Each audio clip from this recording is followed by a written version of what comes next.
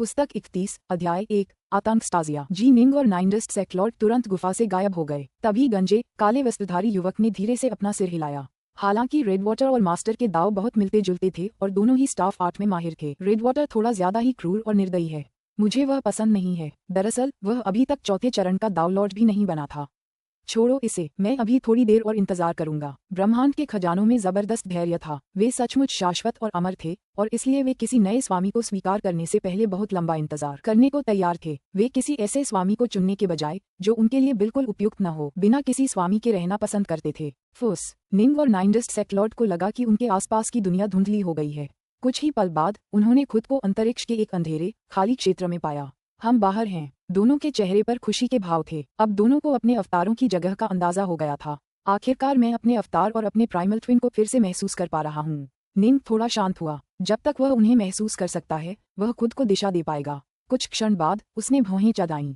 मुझे ऐसा क्यों लग रहा है कि वे बहुत बहुत दूर हैं। वह अपने अवतार से बहुत दूर था। वह पहले ईस्टरोड क्षेत्र की यात्रा कर चुका था, जो अंतहीन प्रदेशों के सीमावर्ती क्षेत्रों में से एक था, और वह पहले से ही वास्तविक क्षेत्र से बहुत दूर था। हालांकि उसकी वर्तमान दूरी की तुलना में ये कुछ भी नहीं था। मैं महसूस कर सकता हूँ कि मेरे और मेरे अवतार के बीच की दूरी पूरे अंतहीन प्रदेशों के आकार से भी ज्यादा है। दूरी इतनी ज्यादा थी कि उसकी इंद्रियां धुंधली पड़ गईं, लेकिन निंग को यकीन था कि ये दूरी निश्चित रूप से अंतहीन प्रदेशों से भी ज्यादा विशाल थी। नाइनडस्ट सेक्लॉर्ड का चेहरा पीला पड़ गया। नाइनडस्ट, निंग ने उसकी ओर देखा। हम टेरा स्टाजिया में हैं। नाइनडस्ट सेक्लॉर्ड का चेहरा देखने में भद्दा था। और हम इसके बहुत बहुत अंदर हैं। बहुत गहरे, बेहद गहरा। निंग का चेहरा भी पीला पड़ गया।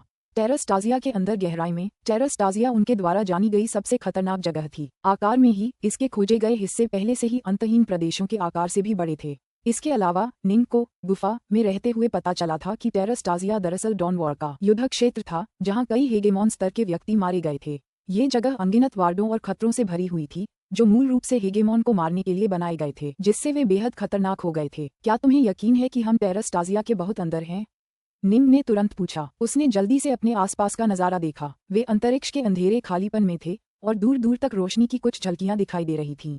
मुझे यकीन है क्योंकि मैं टेरा स्टाजिया के पास सीमावर्ती दुनियाओं में गया हूँ, नाइनडस्ट सेक्लॉर्ड ने कहा। मैंने इसके बाहरी क्षेत्रों की यात्रा और रोमांच का अनुभव किया है, और हम उन बाहरी क्षेत्रों से बहुत बहुत दूर हैं। मेरे अवतार से दूरी के आधार पर मेरा सबसे अच्छा अनुमान यह है कि हम बाहरी क्षेत्रों से पूरे अंतहीन क्षेत्रों के आधे से भी ज्यादा दूर हैं। हम निश्चित रूप से बहुत अंदर हैं। निंग का दिल ठंडा पड़ गया।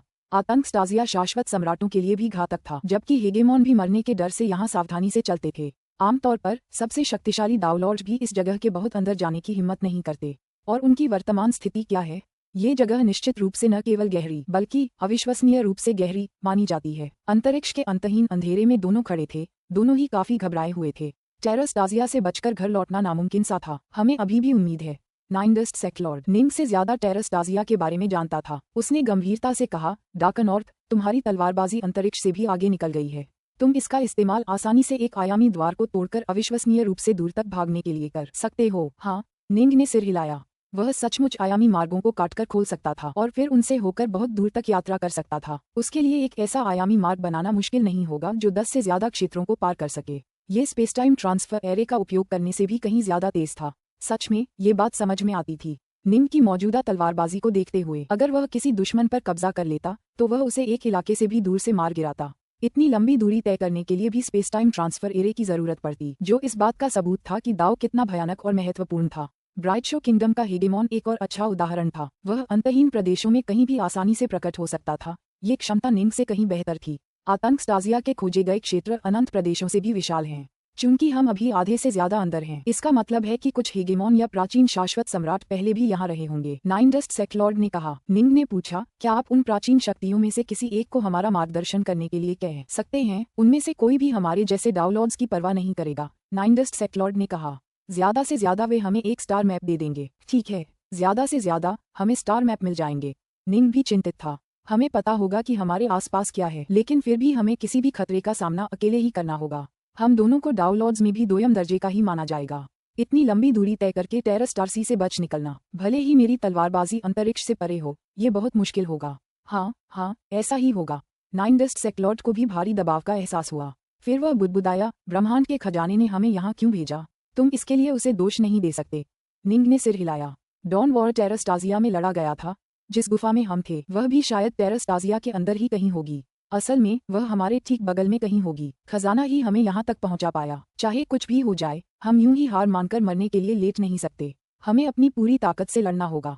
अभी हमें सबसे पहले स्टार मैप हासिल करने चाहिए। शायद एक अच्छा स्टार मैप हमें एक सुरक्षित रास्ता दिखा सके। नाइन डस्ट सेक्लॉर्ड हंसा। ठीक है, मेरी जाति के सबसे पुराने सदस्यों में से एक, कुलपति वल्चस, शायद एक बार यहाँ भी आए होंगे। जाहिर है कि वह वापस लौटने में कामयाब रहे। मैं पहले अपने अवतार को एक तारा मानचित्र ढूंढने के लिए भेजूंगा, जबकि तुम्हें दाव गठबंधन से एक मानचित्र प्राप्त करना चाहिए। दाव गठबंधन के पास सबसे पूर्ण तारा मानचित्र हैं। वहाँ देखो। नाइन डस्ट सेक्लॉर्ड ने अचानक दूर की ओर इशारा किया। उसके चेहरे पर एक उलझन भरी नजर थी। मुझे लगता है कि मुझे पहले से ही पता है कि हम टेरास्टाजिया में कहाँ हैं।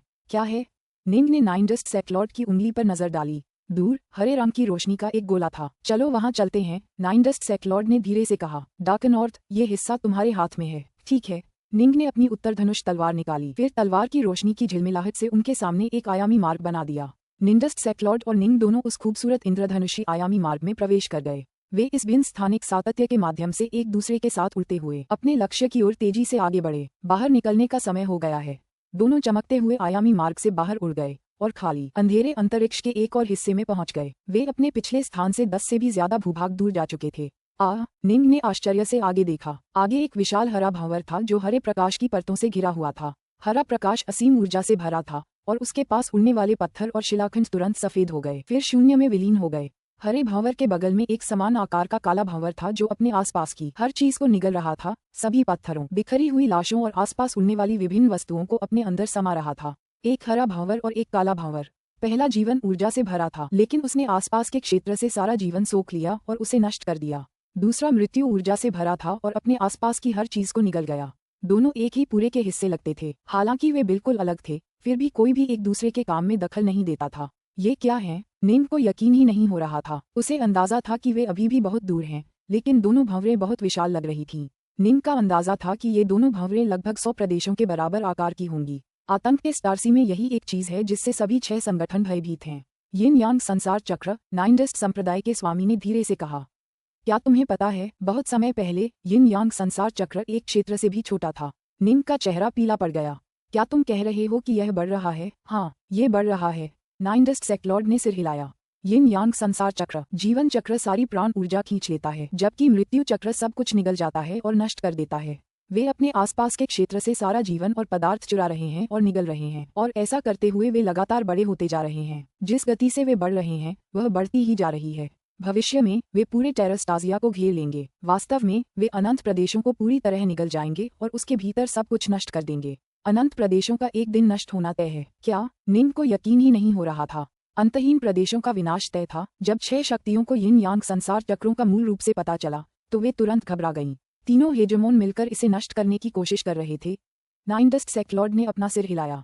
दुर्भाग्य से इस पर किए गए सभी हमले विफल हो गए। हमलों की ऊर्जा ने इसे और भी बड़ा कर दिया। इसे जरा भी नुकसान पहुंचाने का कोई तरीका नहीं था। सर्वोच्च सम्राट श्रेणी के साधक और कुछ सबसे शक्तिशाली दावलॉर्ड्स सभी इस बारे में जानते हैं।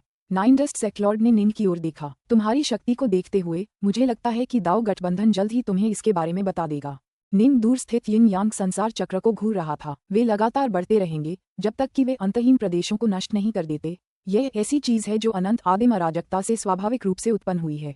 साधक इस तरह की किसी भी चीज का विरोध नहीं कर सकते, नाइन डस्ट सेक्लॉर्ड ने कहा। हालांकि हमें ज्यादा चिंता करने की जरूरत नहीं है। हमारी वर्तमान भविष्यवाणियों के आधार पर अनंत प्रदेशों को नष्ट करने से पहले 10 लाख से ज्यादा अराजकता चक्र लगेंगे। डाउलॉर्ड्स के रूप में अगर हम अपने डाउमज में असफल रहे तो हम निश्चित रूप से 108,000 अराजकता चक्रों के भीतर मर जाएंगे।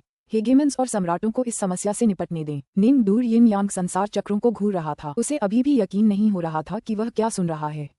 अंतहीन प्रदेश क्या नष्ट होने के लिए अभिशप्त हैं? पुस्तक 31, अध्याय 2, यात्रा। वे 2 विशाल भंवरें अंतरिक्ष के अंधेरे में धीरे धीरे घूमती रहीं तथा अपने आसपास की सभी चीजों को लगातार अवशोषित और निगलती रहीं। धमाका, धमाका, धमाका, यहाँ तक कि उनके आसपास का खाली स्थान भी लगातार टूट रहा था और निगला जा रहा था, क्योंकि अराजकता की शक्ति और अन्य सभी प्रमुख सार तरंगें यिन यांग संसार चक्रों में खींची जा रही थीं। उन्हें कुछ भी नहीं रोक सकता। जी निंग ने उन्हें घूरते हुए धीरे से खुद से कहा। हाँ, उन्हें कोई नहीं रोक सकता। नाइन डस्ट सेक्लॉर्ड ने अपना सिर हिलाया। जब निंग का असली शरीर यिन यांग संसार चक्र को स्तब्ध होकर देख रहा था तब उसका अवतार अनंत प्रदेशों के अविश्वसनीय रूप से दूर स्थित वास्थेवन महल में डाउलॉर्ड सोलेस्की से मिलने के लिए रवाना हो गया था। एक निजी आंगन में डाउलॉर्ड सोलेस्की का अवतार अंधेरे क्षितिज को निहारते हुए शराब के साथ आराम कर रहा था। बड़े भाई सोलेस्की, सुनहरे वस्त्र पहने निंग ने पुकारा। जी निंग। सोलेस्की ने मुड़कर उसकी तरफ देखा, फिर अचानक हंसने लगा। ये तो बहुत ही मनोरंजक है। तुम क्यों हंस रहे हो बड़े भाई? सुनहरे वस्त्र पहने निंग को आश्चर्य हुआ। सोलेस्की मुस्कुराया। मैं इसलिए हंस रहा हूँ क्योंकि हम दोनों ही अवतार हैं। दो अवतार आपस में मिल रहे हैं। हाँ हाँ। सुनहरे वस्त्र पहने निंग थोड़ी देर के लिए चौंका, फिर उसकी भी हंसी फूट पड़ी। दोनों के असली शरीर बाहर थे, साहसिक कार्य कर रहे थे। अवतार बहुत कमजोर थे, लेकिन वे किसी स्कूल या कबीले की रक्षा करने के लिए पर्याप्त शक्तिशाली होते थे। जब से तुमने अवतार बनाया है, तुम उसे मजबूत बनाने में ही अपना समय लगा रहे हो। कोंगसन मामले के अलावा तुम मुझसे मिलने ही नहीं आए। डाउलॉर्ड सोलेस्की ने पूछा। तुम अचानक मुझे ढूंढने क्यों आए हो? मुझे सचमुच कुछ मदद की जरूरत है। सुनहरे वस्त्र पहने निंग ने सिर हिलाया। मैं इस समय टेरस्टाजिया में फंसा हुआ हूँ। आतंक के स्टारसी में फंस गए हो? डाउलॉर्ड सोलेस्की उछलकर खड़ा हो गया। अब उसे जरा भी सुकून नहीं था। उसने गंभीरता से कहा, आतंक के स्टारसी में कहाँ? यिन यांग संसार चक्र के करीब, निंग ने कहा। डाउलॉर्ड सोलेस्की का चेहरा देखते ही भद्दा हो गया। तुम वहाँ क्यों गए थे? मैंने भी उस चीज के बारे में सिर्फ अपने एक पुराने दोस्त से ही सुना है। माना जाता है कि वे टेरस्टाजिया की सबसे भयानक चीजें हैं। सर्वशक्तिमान हेगेमॉन भी उनके सामने लाचार हैं। अगर वे उन पहियों पर हमला करने की कोशिश भी करें तो वे तुरंत ही उन्हें धूल चटा देंगे। वे अभी भी धीरे धीरे बड़े होते जा रहे हैं। माना जाता है कि दूर भविष्य में वे पूरे टेरस्टाजिया पर कब्जा कर लेंगे, फिर सभी अंतहीन प्रदेशों को निगल जाएंगे और उसे पूरी तरह से मिटा देंगे। निंग ने सिर हिलाया। मैंने भी यही सुना है, लेकिन ऐसा तो अभी बहुत लंबे समय तक ही होना चाहिए। शायद हम इसे देखने के लिए ज्यादा दिन जिंदा नहीं रहेंगे। डाउलॉर्ड सोलेस्की ने गंभीरता से कहा। यिन यांग संसार चक्र आतंक के स्टाजिया में बहुत गहराई में है। सबसे शक्तिशाली डाउलॉर्ड भी इतनी गहराई तक जाने की हिम्मत नहीं कर सकते। तुम वहाँ क्यों गए? यह मेरी पसंद नहीं थी। निंग ने सिर हिलाया। मेरी एक अप्रत्याशित मुलाकात हुई, जिसके परिणामस्वरूप मुझे वहाँ स्थानांतरित कर दिया गया। स्थानांतरित? डाउलॉर्ड सोलेस्की ने अपना सिर हिलाया और आह भरी। बड़े भाई सोलेस्की, क्या आपके पास टेरस्टाजिया का नक्शा है? निंग ने पूछा। हाँ। डाउलॉर्ड सोलेस्की ने सिर हिलाया। मैं बहुत पहले ही कगार पर पहुंच गया था, इसलिए मैंने अपने दावमज में सफलता पाने के हर संभव अवसर की तलाश की। परिणामस्वरूप मैंने अपने लिए टेरस्टार्सी के तारा मानचित्र तैयार किए और उनमें यिन यांग संसार चक्रों का स्थान भी शामिल है। हालांकि वे बहुत दूर हैं। अगर आप टेरस्टार्सी से बाहर निकलना चाहते हैं तो आपको अंतहीन प्रदेशों के आधे से ज्यादा हिस्से के बराबर दूरी तय करनी होगी। जरा रुको, मैं तुम्हारे लिए एक प्रति तैयार करता हूँ। डाउलॉर्ड सोलेस्की ने हाथ हिलाकर अपनी अमर ऊर्जा को हवा में फैलाया और एक विशाल तारा मानचित्र बनाया। ये तारा मानचित्र कई चिन्हों और रास्तों से भरा हुआ था। डाउलॉर्ड सोलेस्की को पूरा तारा मानचित्र बनाने में लगभग उतना ही समय लगा जितना एक केतली चाय बनाने में लगता है। तब तक निंग ने चुपचाप सब कुछ याद कर लिया था। मेरा ये तारा मानचित्र दाव गठबंधन से आया है, डाउलॉर्ड सोलेस्की ने कहा। इससे ज्यादा विस्तृत मानचित्र ढूंढना आसान नहीं होगा। ये काफी होगा। निंग ने सिर हिलाया। उसका दिल भारी था। सावधान रहना। डाउलॉर्ड सोलेस्की सचमुच चिंतित था। उसने देखा कि निंग के बचने की संभावना बहुत कम थी। आतंक के गहरे तारों के सागर में, विशाल यिन यांग संसार चक्र के पास, निंग और नाइनडस्ट सेक्लॉर्ड अंतरिक्ष के अंधेरे में कंधे से कंधा मिलाकर खड़े थे, अपने सामने विनाश के विशाल स्वरूप को घूर रहे थे। निंग ने कहा, अब मेरे पास एक स्टार मैप है। मेरा अवतार कुलपति वल्चस से मिलने की भीख मांगने गया है। मुझे विश्वास है कि मैं जल्द ही अपना एक नक्शा हासिल कर लूंगा। नाइनडस्ट सेक्लॉर्ड ने कहा। क्या तुमने अपना वह तारा मानचित्र देखा है? तुम क्या सोचते हो, ये बहुत मुश्किल होने वाला है? निंग ने सिर हिलाया। मैंने पहले ही हालात पर गौर कर लिया है। सबसे सुरक्षित रास्ते के लिए भी हमें 62 खतरनाक क्षेत्रों से गुजरना होगा।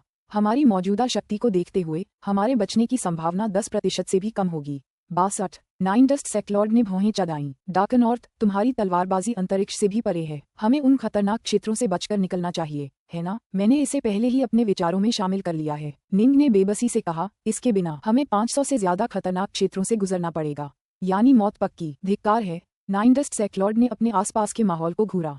आखिर हम इतने अंदर कैसे पहुंच गए? निंग और नाइनडस्ट सेक्लॉर्ड वाकई बहुत दुखी थे। उन्हें ईस्टरोड सेक्ट से टेलीपोर्ट कर दिया गया था और वे खुद को टेरस्टाजिया के बेहद अंदर पाते थे। नाइनडस्ट, शायद सम्राट वल्चस के पास मेरे द्वारा खोजे गए रास्ते से बेहतर रास्ता होगा, निंग ने कहा। मेरा तारा मानचित्र इतना विस्तृत नहीं है। ठीक है, अभी रुको। मेरा अवतार अब पैट्रियार्क वल्चस से मिल रहा है, नाइनडस्ट सेक्लॉर्ड ने उम्मीद से कहा। निंग ने निर्देशानुसार इंतजार किया। थोड़ी देर बाद, हाँ, मेरे पास स्टार मैप है। नाइनडस्ट सेक्लॉर्ड अचानक खिलखिलाकर हंसने लगा और निंग ने उसकी ओर देखा। आखिरकार उम्मीद तो है। नाइनडस्ट सेक्लॉर्ड बेहद उत्साहित था। उसने अपनी उंगली हिलाकर अपनी अमर ऊर्जा को अंतरिक्ष के शून्य में एक विशाल तारा मानचित्र बनाने के लिए भेजा। यह वह तारा मानचित्र है जो पैट्रियार्क वल्चस ने मुझे प्रदान किया था। वह एक बार उसी गुफा से बाहर निकला था जिससे हम निकले थे, और वह भी इसी सामान्य क्षेत्र में निकला था। वह हमसे कहीं ज्यादा शक्तिशाली था। इसलिए वह आसानी से घर लौट सका। हालांकि उसने गुफा की खोज में बार बार वापस आकर सुना, इसलिए वह वास्तव में इस क्षेत्र और इस मार्ग से अच्छी तरह परिचित है। हमारे लिए सबसे सुरक्षित रास्ता यही है। नाइन डस्ट सेक्लॉर्ड ने नक्शे पर एक नए बनाए गए रास्ते की ओर इशारा किया। अन्य शक्तिशाली डाउनलॉर्ड्स को ये रास्ता मुश्किल लगेगा, लेकिन अंतरिक्ष पर आपकी शक्ति हमें इसे अपनाने की अनुमति देगी। निंग ने हवा में लटके ऊर्जा के स्टार मैप को देखा, उसके चेहरे पर उत्साह का भाव था। कुल 4 खतरे वाले क्षेत्र हैं। हमें पहले ड्रीमडस्ट वे से गुजरना होगा, फिर स्टारफ्लो नदी में प्रवेश करना होगा। पूरी स्टारफ्लो नदी पार करने के बाद हम इस बिंदु से बाहर निकलेंगे। फिर हम 2 छोटे खतरे वाले क्षेत्रों से गुजरेंगे और फिर सुरक्षित बाहर निकल जाएंगे। नाइन डस्ट सेक्लॉर्ड ने उत्साह से कहा, कुल 4 खतरे वाले क्षेत्र हैं। अगर हम अपने पास मौजूद सुरक्षात्मक संसाधनों का इस्तेमाल करें तो हम उनमें से 3 को सुरक्षित रूप से पार कर पाएंगे। बस स्टारफ्लो नदी ही सबसे मुश्किल हिस्सा होगा। निंग ने सिर हिलाया। दोनों के पास जीवन रक्षक संसाधन थे। हो सकता है कि उनके पास कई दर्जन या सैकड़ों खतरनाक क्षेत्रों को पार करने के लिए पर्याप्त दांव सील न हो, लेकिन 3 दोनों को अपनी संभावनाओं पर पूरा भरोसा था। स्टारफ्लो नदी, निंग ने चिंतित होकर कहा, हमें पूरी नदी से होकर गुजरना होगा। हाँ, नाइन डस्ट सेक्लॉर्ड ने सिर हिलाया। यही हमारे सामने एकमात्र असली बाधा है। मेरे हिसाब से हमें इसे पार करने में कम से कम 3 लाख साल लगेंगे। बाकी जगहों को मिलाकर शायद सिर्फ 10 साल लगेंगे। हमारा ज्यादातर समय पूरी स्टारफ्लो नदी पार करने में ही लगेगा। स्टारफ्लो नदी एक विशाल क्षेत्र था जो शून्य के अंधेरे में बहते तारों की एक विशाल नदी जैसा था। इसे पार करने में बहुत लंबा समय लगता था। उनके लिए ये ज्यादा खतरनाक नहीं होगा और दोनों के जिंदा बच निकलने की अच्छी संभावना थी। हालांकि उन्हें अभी भी वहां काफी समय तक रहना होगा। जैसे जैसे समय बीतता जाएगा उतने ही ज्यादा बदलाव सामने आएंगे और उतना ही ज्यादा खतरा पैदा होगा। आखिरकार पूरा टेरास्टाजिया डॉन वॉर का युद्ध क्षेत्र था और स्टारफ्लो नदी भी उसका एक हिस्सा थी। यह इतना आसान नहीं होगा। हमारे लिए ये सचमुच सबसे सुरक्षित रास्ता है जिसे हम आजमा सकते हैं। निंग ने सिर हिलाया। मैंने पहले जो रास्ता सुझाया था उसमें हमारे बचने की संभावना 10% से भी कम थी। इस रास्ते में मैं कहूंगा कि हमारे बचने की संभावना 50-50 है। सहमत? नाइन डस्ट सेक्लॉर्ड ने सिर हिलाया। 50-50 का अंतर बिल्कुल भी बुरा नहीं था। निंग की अंतरिक्ष पार करने की क्षमता और पैट्रियार्क वल्चस द्वारा दिए गए अविश्वसनीय रूप से विस्तृत नक्शे और रास्ते को देखते हुए अब उनके बचने की बहुत अच्छी संभावना थी। शुक्र है कि पैट्रियार्क वल्चस यहाँ कई बार आ चुके हैं, वरना हमें इतना सुरक्षित रास्ता कभी नहीं मिल पाता। नाइन डस्ट सेक्लॉर्ड ने सिर हिलाया। जाने का समय हो गया है डार्क नॉर्थ। चलो चलें। मुझे उम्मीद है कि हम दोनों अनंत प्रदेशों में जिंदा वापस पहुंच जाएंगे। निंग ने नाइन डस्ट सेक्लॉर्ड की ओर देखा। हम जरूर जिंदा वापस लौटेंगे, साथ मिलकर। नाइन डस्ट सेक्लॉर्ड ने आगे कहा, मुझे अभी अभी पूर्वजों की विरासत मिली है। मैं वापस लौटने से पहले किसी भी हाल में नहीं मरूंगा। निंग और नाइन डस्ट मुस्कुराए। दोनों समझ गए कि यह एक खतरनाक जिंदगी मरण का सफर होगा। चलो चलें। निंग और नाइन डस्ट दोनों काले जहाज के अगले हिस्से पर खड़े थे। उत्तर धनुष तलवार हाथ में लिए निंग ने अपनी तलवारबाजी से अंतरिक्ष के अंधेरे में एक काला रास्ता बना दिया। स्वॉश! जहाज उस रास्ते में उड़ गया जो उनके पीछे बंद हो गया। वे दोनों घर की ओर एक अविश्वसनीय यात्रा पर निकले थे। पुस्तक 31, अध्याय 3, हार्टफोर्स एराडिकेटर। दोनों सावधानी से आगे बढ़े और जी निंग सुरंगें तभी खोलती जब उन्हें कोई सुरक्षित शुरुआती और रुकने का स्थान मिल जाता। बीच बीच में उन्हें कुछ खास इलाकों से बचने के लिए काले जहाज पर निर्भर रहना पड़ता, जहां से गुजरना संभव नहीं था। आधा महीना बीत गया। गड़गड़ाहट। यहाँ स्पेस टाइम विकृत हो गया था। अंतरिक्ष मलबे ने इस क्षेत्र को भर दिया था और अनगिनत खतरे छिपे हुए थे। एक काला जहाज इस अव्यवस्थित स्पेस टाइम क्षेत्र में रुका हुआ था, टूटे हुए अंतरिक्ष की अराजक लहरों को झेल रहा था। निंग और नाइन डस्ट सेक्लॉर्ड दोनों सामने की ओर देख रहे थे। उनके सामने उस अस्त व्यस्त क्षेत्र के ठीक बीचों बीच एक नीले पत्थर की सड़क थी जो करोड़ों किलोमीटर चौड़ी थी। इस अंधेरे अस्त व्यस्त क्षेत्र में अचानक एक बेहद खूबसूरत और शांत सड़क का प्रकट होना। उन्हें आभास हो गया था कि इस पत्थर के रास्ते में जरूर कोई खतरा छिपा होगा। ड्रीमडस्ट वे, नाइन डस्ट सेक्लॉर्ड ने भारी स्वर में कहा, अगर हम वापस जाना चाहते हैं तो हमें 4 खतरे वाले क्षेत्रों से गुजरना होगा, जिनमें सबसे खतरनाक है स्टारफ्लो नदी। यह इतनी विशाल है कि इसे पार करने में हमें लगभग 3 लाख साल लगेंगे। दूसरा सबसे खतरनाक स्थान ड्रीमडस्ट वे होगा। अंतिम 2 खतरे वाले क्षेत्र टेरास्टाजिया के बाहरी इलाके में हैं। हमारी ताकत को देखते हुए इससे होने वाला खतरा काफी नगण्य होना चाहिए। निंग ने सिर हिलाया। ड्रीमडस्ट वे टेरास्टाजिया के बहुत अंदर स्थित था और बेहद खतरनाक था। मुझे उम्मीद है कि हम इतने बदकिस्मत नहीं होंगे कि यहाँ मर जाएं। नाइन डस्ट सेक्लॉर्ड ने निंग की ओर देखा। चलो चलें। हम। निंग ने सिर हिलाया। झट! काला जहाज तुरंत उस नीले पत्थर वाले रास्ते की ओर उड़ चला। ड्रीमडस्ट वे से गुजरकर ही वे स्टारफ्लो नदी तक पहुंच सकते थे। हालांकि यह बहुत खतरनाक था, फिर भी स्टारफ्लो नदी तक पहुंचने के लिए यह उनके लिए तुलनात्मक रूप से सबसे सुरक्षित रास्ता था। नाइन डस्ट सेक्लॉर्ड ने अपनी लंबी छड़ी तैयार रखी और अपनी आंखें सिकोड़कर अपने आसपास का नजारा ले रहा था। जाहिर है वह काफी घबराया हुआ था। उसने धीमी आवाज में कहा, हमारे जहाज की उड़ान की गति को देखते हुए हमें ड्रीमडस्ट वे से लगभग 1 महीने में बाहर निकल जाना चाहिए। 1 महीना? बस 1 महीना? हमें इस पूरे महीने सतर्क रहना होगा। निंग अपने दोनों हाथों में उत्तर धनुष तलवार लिए सतर्क निगरानी में था। वह मुस्कुराए बिना नहीं रह सका। 9 डस्ट, तुम लगभग घबराए हुए लग रहे हो। मुझे घबराहट के लिए दोषी नहीं ठहराया जा सकता। इस योजना में जरा सी भी चूक। सावधान। 9 डस्ट सेक्लॉर्ड का चेहरा पीला पड़ गया। दूर से एक नीला भूरा शल्क वाला जानवर अचानक प्रकट हुआ। इस जानवर के कवच युक्त पंखों और उभरी हुई सुनहरी आंखों का एक जोड़ा था जो मानो अपने भीतर एक विशाल संसार समेटे हुए थे। फुफकार। नीला भूरा शल्क वाला जानवर पलकें झपका रहा था। कुछ ही क्षणों बाद उसके बगल में 10,000 से ज्यादा ऐसे ही जानवर प्रकट हुए। उन सभी ने तीखी, कान फाड़ देने वाली चीखें निकाली। ड्रीमडस्ट के जीव, सावधान। 9 डस्ट सेक्लॉर्ड बहुत घबरा गया। इनमें से सिर्फ एक ही असली है, बाकी सब मायावी हैं, लेकिन यह अपनी इच्छा से अपने असली शरीर को मायावी शरीरों से बदल सकता है। यह उनमें से कोई भी हो सकता है। निंग अपने जहाज के अगले हिस्से पर खड़ा हजारों जानवरों को अपनी ओर आते देख रहा था। अचानक उसकी आंखों में एक ठंडी रोशनी चमक उठी। फुफ। एक अदृश्य लहर हजारों नीले जानवरों की ओर तेजी से बही। एक जानवर ने अचानक एक धीमी, पीड़ा भरी चीख निकाली। उसका शरीर कांप उठा, फिर उसकी सुनहरी आंखें धुंधली पड़ गईं और वह चुपचाप गिर पड़ा। बाकी नीले भूरे रंग के जानवर एक पल में पूरी तरह से गायब हो गए और पीछे रह गई वो अकेली गिरी हुई लाश। कुछ ही पल बाद वो लाश अपने आप नीले प्रकाश के अनगिनत कणों में बंटने लगी, जो फिर बेहद स्वाभाविक तरीके से नीले पत्थर के रास्ते में बहने लगे। यह मर गया। 9 डस्ट सेक्लॉर्ड ने निंग की ओर देखा, कुछ हैरान। डार्कनॉर्थ, अभी क्या हुआ? वह ड्रीमडस्ट प्राणी अचानक कैसे मर गया? ड्रीमडस्ट जीवनरूप भयानक जीव थे जो असामान्य, अनोखे ड्रीमडस्ट वे वातावरण में पैदा हुए थे। वे भ्रमों पर अद्भुत कौशल के साथ पैदा हुए थे और कई झूठे शरीर प्रकट करने में सक्षम थे जिन्हें वे अपनी इच्छानुसार अपने असली शरीरों से बदल सकते थे। इसलिए उनसे लड़ना एक बहुत ही थकाऊ और कष्टदायक काम था। भले ही आप उनसे कहीं अधिक शक्तिशाली हों, अगर आप सावधान नहीं रहे तो आप उनसे मर सकते थे। हार्टफोर्स, निंग ने कहा। मुझे पता था, मैंने इसे महसूस किया था। 9 डस्ट सेक्लॉर्ड कुछ स्तब्ध रह गया। क्या आप एक हार्टफोर्स कल्टीवेटर हैं? 9 डस्ट सेक्लॉर्ड और भी ड्रीमडस्ट जीवों के प्रकट होने से सावधान, सतर्क निगरानी रख रहा था। जब उसने अचानक उस अजीब सी लहर को महसूस किया तो वह स्वाभाविक रूप से अनुमान लगा पाया कि यह संभवतः हार्टफोर्स ही था। हालांकि निंग ने पहले कभी हार्टफोर्स तकनीकों का इस्तेमाल नहीं किया था और हार्टफोर्स कल्टीवेटर अविश्वसनीय रूप से दुर्लभ थे। हाँ, मैंने तुम्हें पहले ही बताया था कि दाओ एलायंस के हेगेमॉन ने मेरे लिए कुछ छोड़ा है। निंग मुस्कुराया। मैं उस गुफा में एक सच्चा हार्टफोर्स कल्टीवेटर बन गया। हाँ, 9 डस्ट सेक्लॉर्ड बहुत खुश हुआ।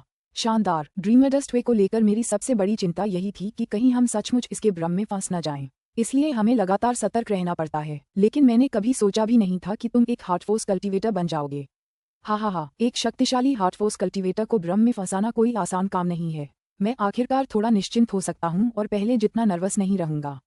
बस चीजों पर नजर रखना। ड्रीमडस्ट जीव रूप सिर्फ भ्रम पैदा करने में ही माहिर नहीं होते, वे कई झूठे शरीर भी बना सकते हैं और नजदीकी मुकाबले में भी मजबूत होते हैं। निंग ने चेतावनी दी। किंवदंतियां कहती हैं कि यहाँ के सबसे शक्तिशाली जीव रूप शक्ति में अनंत सम्राटों के बराबर हैं। हालांकि मैं उनके भ्रमों का प्रतिरोध कर सकता हूँ, फिर भी नजदीकी मुकाबले में मैं शायद उनका मुकाबला नहीं कर पाऊंगा। 9 डस्ट सेक्लॉर्ड ने सिर हिलाया। निंग ने कहा, अगर जरूरत पड़ी तो हमें अपने दाव सील्स पर निर्भर रहना होगा। कोई बात नहीं, आपके हार्टफोर्स कल्टीवेटर होने का मतलब है कि भ्रमों से निपटना हमारे लिए आसान होगा। 9 डस्ट सेक्लॉर्ड ने उत्सुकता से कहा। अभी आपने कौन सी हार्टफोर्स कला का इस्तेमाल किया? ये तो अविश्वसनीय लग रहा था। हृदय बल उन्मूलनक, निंग ने उत्तर दिया। यह एक हृदय बल कला थी जिसे निंग ने दाव लॉर्ड फेदड्रेस द्वारा छोड़ी गई हृदय बल विरासत का अध्ययन और संशोधन करने के बाद स्वयं बनाया था। यह उसके लिए अत्यंत उपयुक्त थी और अत्यंत शक्तिशाली भी। दाव लॉर्ड फेदड्रेस हार्टफोर्स पैलेस के वर्तमान पैलेस लॉर्ड से कहीं ज्यादा शक्तिशाली था। दाव लॉर्ड फेदर उस युग में अंतहीन प्रदेशों का नंबर 1 दाव लॉर्ड था और उसके पास 3 सर्वोच्च हार्टफोर्स कलाएं थीं। इन कलाओं को हृदय बल उन्मूलनकर्ता, स्वप्न विश्व और फेदड्रेस सोत्रोल गीत के नाम से जाना जाता था। दाव लॉर्ड फेदड्रेस ने उस युग का सर्वोच्च दाव लॉर्ड बनने के लिए मुख्यतः फेदड्रेस सोत्रोल गीत पर ही भरोसा किया था। ये गीत आत्मा को मंत्रमुग्ध कर देता था, जिससे ये सुनिश्चित हो जाता था कि यदि शक्तिशाली शाश्वत सम्राट भी सावधान न रहें तो वे भी इसकी गिरफ्त में आ जाएंगे। यहाँ तक कि कई सर्वोच्च दाव लॉर्ड भी ऐसी भयानक हृदय बल कला का विरोध करने में असमर्थ थे। हालांकि निंग दाव लॉर्ड फेदड्रेस से अलग थी। निंग का दाव ओमेगा स्वॉर्ड दाव जैसा था, एक आक्रामक दाव। फेदड्रेस ज्यादा चालाक और धूर्त थी और संगीत कला में भी बेहद कुशल थी। यही वजह थी कि फेदड्रेस भयानक फेदड्रेस सोल्ट्रोल सॉन्ग रच पाई थी। दोनों अलग अलग रास्तों पर चले और स्वाभाविक रूप से उनकी शैलियां भी बहुत अलग थीं। निंग ने फेदड्रेस सोल्ट्रोल सॉन्ग का बस थोड़ा सा ही सीखा था और ड्रीमवर्ल्ड का मुश्किल से 20% ही सीख पाया था, लेकिन उसने बेहद आक्रामक हार्टफोर्स एराडिकेटर कला में महारत हासिल कर ली थी। फिर उसने उसे अपने लिए बेहतर बनाने के लिए उसमें बदलाव किए, जिससे वह और भी ज्यादा शक्तिशाली हो गई। उसकी हृदय शक्ति तलवार की तरह झपटी और विरोधी की आत्मा और आत्मा को नष्ट कर दिया। यह एक अत्यंत प्रभावशाली आक्रमण था। हालांकि अगर उसका दुश्मन इस हमले को झेल पाता तो ये हार्टफोर्स कला बिल्कुल बेअसर होती। दूसरे शब्दों में ये या तो सब कुछ या कुछ भी नहीं वाला हमला था। दाव लॉर्ड फेदड्रेस कई क्षेत्रों में कुशल था और इसलिए कहीं ज्यादा खतरनाक था। आखिरकार निंग ने पर्याप्त समय तक प्रशिक्षण नहीं लिया था। वह मुख्य रूप से अपनी ओमेगा स्वॉर्ड दाव की शक्ति पर निर्भर था।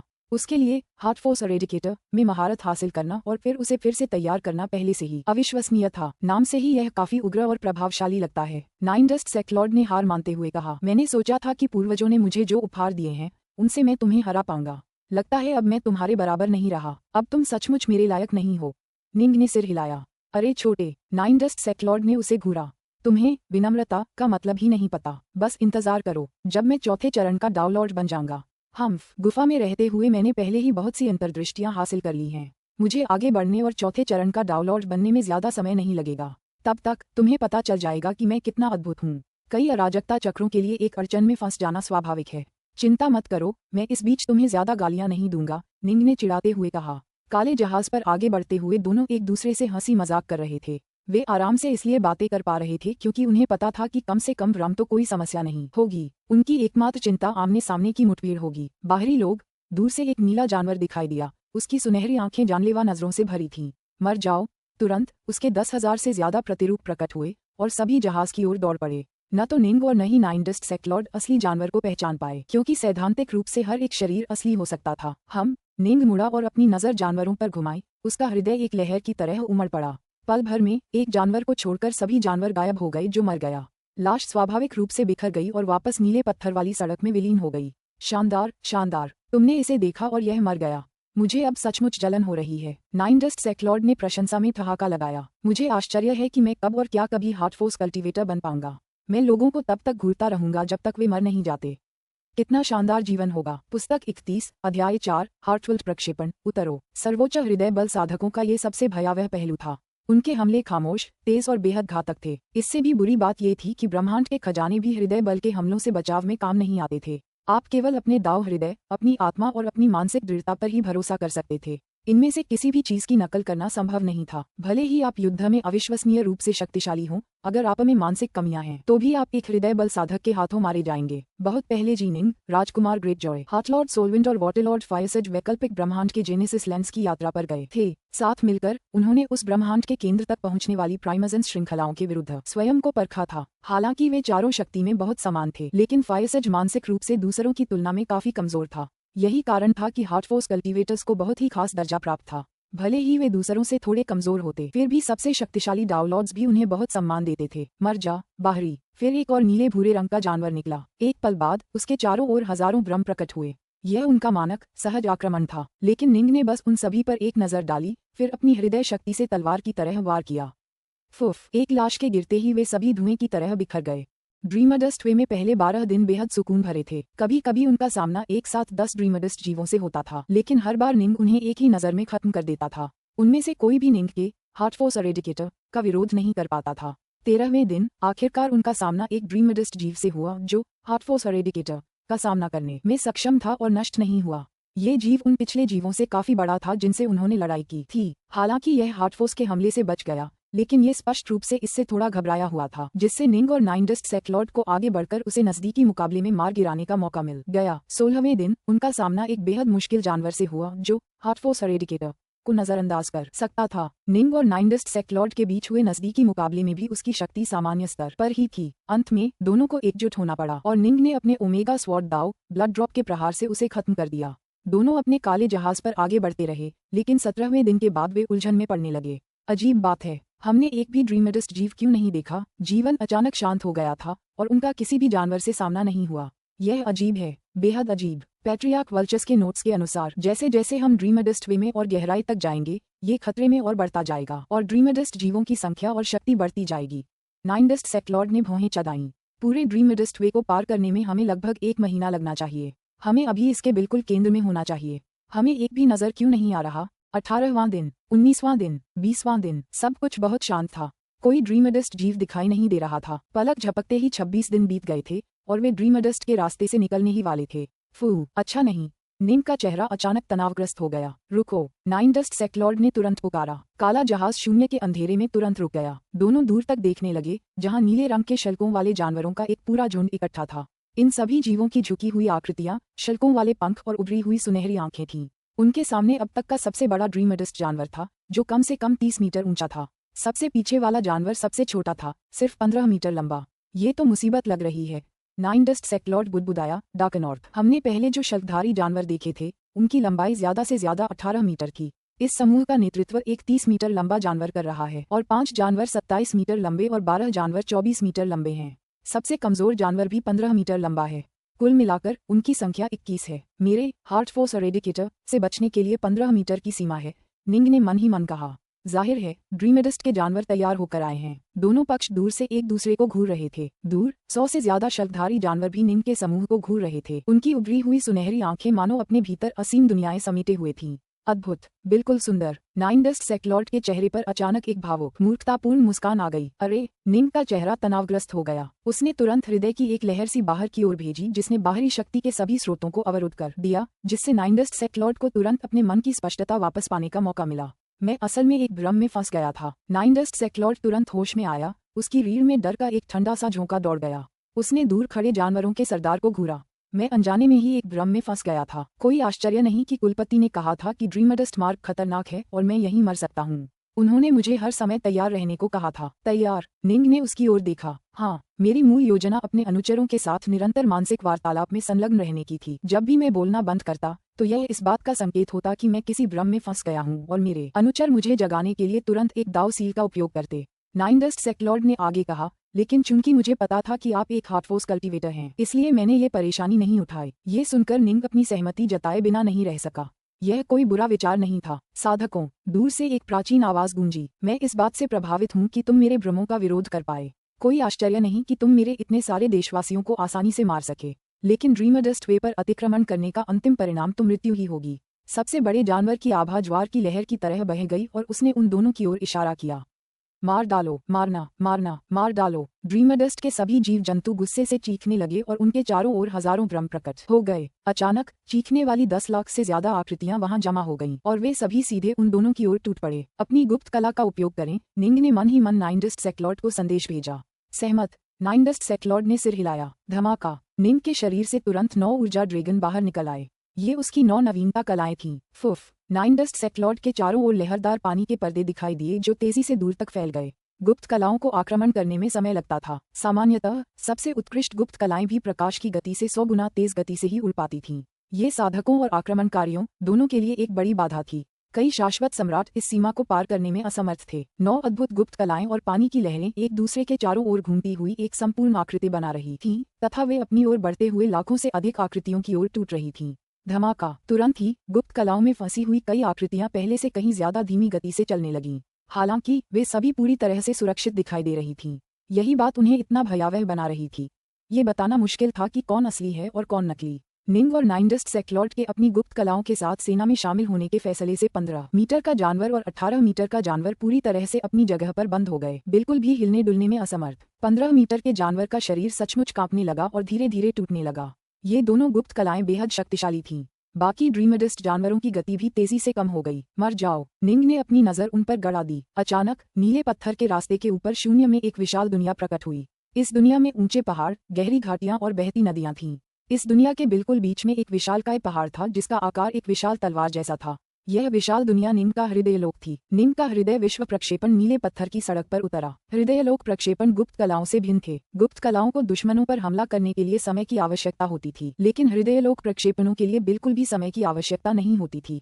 वे भ्रामक प्रक्षेपण थे और इसलिए तुरंत उतर सकते थे। निंग का हृदयलोक अत्यंत विशाल था, डाउ लॉर्ड सोलेमन के समान ही। इस प्रकार उसका हृदयलोक प्रक्षेपण उसकी 9 नवीनता कलाओं जितना ही शक्तिशाली था। जब 9 नवीनता कलाएं और जल पर्दा एक साथ जुड़े तो उन्हें एक दूसरे में हस्तक्षेप करने से रोकने के लिए सावधानीपूर्वक ऐसा करना पड़ा। हालांकि भ्रामक हृदयलोक प्रक्षेपण उन पर पूरी तरह से ओवरलैप करने में सक्षम था। धमाका! धमाका! धमाका! 15 मीटर का जानवर पहले ही टूटने की कगार पर था, जबकि 18 मीटर के जानवर पूरी तरह से जम चुके थे। जब हार्टफुल प्रोजेक्शन नीचे गिरा तो दोनों तुरंत नष्ट हो गए। 21 मीटर के जानवर अब पूरी तरह से अपनी जगह पर जकड़े हुए थे, जबकि 24 मीटर के जानवर भी नाटकीय रूप से धीमे हो गए थे। चलो भागते हैं! निंग ने तुरंत काले जहाज को तेज रफ्तार से भागने पर मजबूर कर दिया। ड्रीमेडस्ट के जीव रूप तो बचे ही हुए थे और यह बताना मुश्किल था कि कौन से जीव असली हैं। उनके पास इन जीवों को मारने का कोई तरीका नहीं था। धिक्कार है, वे मुझे मेरे ही आदिम सत्व का कुछ हिस्सा इस्तेमाल करने के लिए मजबूर कर रहे हैं। जानवरों का सरदार अपने झुंड में सबसे आगे था। उसके हजारों क्लोन गायब हो गए, सिर्फ वही पीछे रह गया। उसने अपना सिर उठाया और एक दहाड़ मारी, तभी उसके माथे पर अचानक एक तीसरी आंख प्रकट हुई। यह एक पूरी तरह से नीला प्रकाश था जो नीली रोशनी से चमक रहा था और वह सीधे निंग और नाइनडस्ट सेक्लॉर्ड को घूर रहा था। दोनों किसानों को तुरंत ही यह एहसास हो गया कि वे प्राणघातक खतरे में हैं। पुस्तक 31, अध्याय 5, ड्रीमडस्ट रून्स। जी निंग और नाइनडस्ट सेक्लॉर्ड काले जहाज पर सवार थे और नीले पत्थर वाली सड़क से भागने की फिराक में थे। उनकी गुप्त कलाओं और हृदयलोक प्रक्षेपण ने कई कमजोर जानवरों को कुचलकर मार डाला था, जिससे क्रोधित जानवरों के सरदार ने अपने माथे पर अपनी तीसरी आंख खोली। ऐसा करते ही ऐसा लगा मानो वह आंख इस पूरे अंतरिक्ष क्षेत्र की अधिपति और शासक बन गई हो। उस आंख के ठीक ऊपर एक अजीब सी एलियन लिपि दिखाई दी जो कई दिव्य रूनों से बनी थी। उनमें से 72 रून मिलकर एक अक्षर बन गए। ये कैसी लिपि है? निंग इसे देखकर चौंक गया।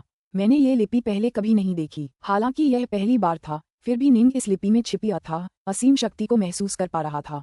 ऐसा लग रहा था मानो इस प्राचीन लिपि की तुलना केवल 9 अराजकता मोहरों द्वारा बनाई गई नीले फूलों वाली मुहर से ही की जा सकती है। धमाका! संपूर्ण विशाल नीले पत्थर की सड़क अचानक चमकदार नीले प्रकाश से जगमगा उठी, जो 10,000 मीटर तक फैल गया और पूरे क्षेत्र को प्रकाशित कर दिया।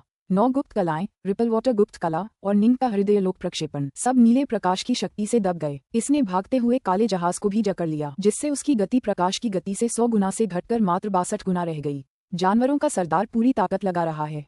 उसने स्वप्न धूल नेत्र को सक्रिय कर दिया है। 9 धूल संप्रदाय का स्वामी चौंक गया। डार्कनॉर्थ स्वप्न धूल नेत्र में एक अत्यंत शक्तिशाली मायावी घटक है। अगर तुम इसका सामना नहीं कर सकते तो मुझे तुरंत बताना, मैं इसे संभाल सकता हूँ। निंग ने दांत पीसते हुए अदृश्य हमले से बचाव के लिए अपनी हृदय शक्ति को गोलाकार परतों में फैला दिया। ऐसा करते हुए उसने उस अजीब आकृति को ध्यान से देखा जो जानवर के सरदार की तीसरी आंख के ऊपर दिखाई दी थी। उसे लग रहा था कि इस पात्र में ब्रह्म के क्षेत्र में अत्यंत भयानक शक्ति समाहित है। ये याद रखना जरूरी है कि हार्टफोर्स कल्टीवेटर भ्रमों का प्रतिरोध करने में अविश्वसनीय रूप से शक्तिशाली थे, अधिकांश अनंत सम्राटों से कहीं अधिक शक्तिशाली। निंग के लिए भी इस स्वप्नधूल नेत्र का पता लगाना इतना कठिन था कि उसका बचाव करना इतना कठिन था कि अन्य डाउलॉर्ड, यहाँ तक कि महल के स्वामी डॉनस्टार जैसे शक्तिशाली भी इसका सीधा मुकाबला नहीं कर पाएंगे। जीवित रहने और बच निकलने का मौका पाने के लिए उन्हें विशेष खजानों पर निर्भर रहना होगा। अगर वे सावधान न रहे तो अनंत सम्राट भी यहाँ मर जाएंगे। शुक्र है कि निंग एक हार्टफोर्स कल्टीवेटर था, इसीलिए उसने हमले का सीधा सामना करने की हिम्मत की। कोई भी कल्पना कर सकता है कि ड्रीमडस्ट आई का ये हमला कितना भयानक रहा होगा।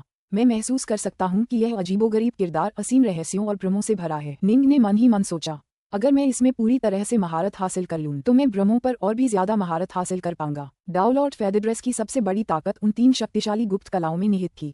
निंग उनमें से केवल एक हार्टफोर्स एरेडिकेटर में ही उच्च स्तर की कुशलता तक पहुंच पाया था। अन्य हार्टफोर्स कल्टिवेटर्स की तुलना में वह भ्रमों में काफी कमजोर था। मार डालो! जैसे ही जानवरों के सरदार ने स्वप्न धूल नेत्र खोला, वह भी प्रकाश की एक किरण में बदल गया जो सीधे उनकी ओर बढ़ी। फुफ! वह तुरंत प्रकाश की गति से 100 गुना तेज गति से चलने लगा, जबकि काला जहाज प्रकाश की गति से सिर्फ 62 गुना तेज गति से चल रहा था। ये हमारा पीछा कर रहा है। नाइनडस्ट सेक्लॉर्ड चौंक गया। कम से कम अपने आप में तो केवल जानवरों का नेता ही प्रकाश की गति से 100 गुना अधिक गति से चलने में सक्षम था, जबकि 27 मीटर के जानवर केवल प्रकाश की गति से 50 गुना अधिक गति से चलने में सक्षम थे। निंग जहाज के अगले हिस्से पर खड़ा था, हाथ में उत्तरी धनुष की तलवारें लिए हुए। जब उसने अपनी तलवार से वार किया तो उसका दाहिना हाथ अचानक फैलकर 10 लाख किलोमीटर लंबा हो गया और शून्य को भेदता हुआ आगे बढ़ गया। उत्तरी धनुष की तलवार हमलावर जानवर के सरदार की ओर वार करते हुए लगभग 10 लाख किलोमीटर लंबी हो गई और एक जबरदस्त शक्ति का आभास देती हुई। निंग की तलवार बहुत अजीब थी। ऐसा लग रहा था कि उसमें जबरदस्त शक्ति का आभास है, लेकिन उसमें छायाहीन मुद्रा के कुछ रहस्य भी छिपे थे, जिससे प्रतिद्वंद्वी के लिए उसे समझना और उसका अनुमान लगाना मुश्किल हो जाता था। धमाका! जानवरों के सरदार ने एक भयानक दहाड़ लगाई और अपने तीखे पंजों से वार करते हुए सीधे उत्तरी धनुष तलवार की धार पर वार किया। उत्तरी धनुष तलवार से शक्ति का एक भयानक विस्फोट निंग की ओर हुआ। हालांकि निंग की अद्भुत तलवारबाजी ने उसे शक्ति का एक बड़ा हिस्सा मोड़ने में मदद की, फिर भी बची हुई शक्ति उसके दाहिने हाथ को सुन्न करने के लिए पर्याप्त थी। वह खुद को रोक नहीं सका और लड़खड़ाकर 3 कदम पीछे हट गया। कैसा रहा? नाइनडस्ट सेक्लॉर्ड ने चिंतित होकर पूछा। ये बहुत शक्तिशाली है। नजदीकी मुकाबले में ये चीज मुझसे कहीं ज्यादा ताकतवर है। निंग ने अपना सिर हिलाया। अगर हेगेमॉन का कवच न होता तो शायद अभी अभी उसे बहुत चोट लग जाती। लगता है हमें अपना एक खजाना खर्च करना पड़ेगा। बोलते बोलते निंग ने अचानक अपने दाहिने हाथ से एक स्वर्ण पदक निकाला। डाउलॉर्ड कोंगसन अपनी मृत्यु के समय कई सुरक्षात्मक जीवन रक्षक खजाने छोड़ गए थे। अभी निंग के पास केवल 2 ही बचे थे। ये स्वर्ण पदक एक अज्ञात शाश्वत सम्राट द्वारा गढ़ा गया था। इसे कुचलने पर यह एक विशाल स्वर्णिम भ्रामक पर्वत का रूप ले लेता जो प्रतिद्वंद्वी पर टूट पड़ता।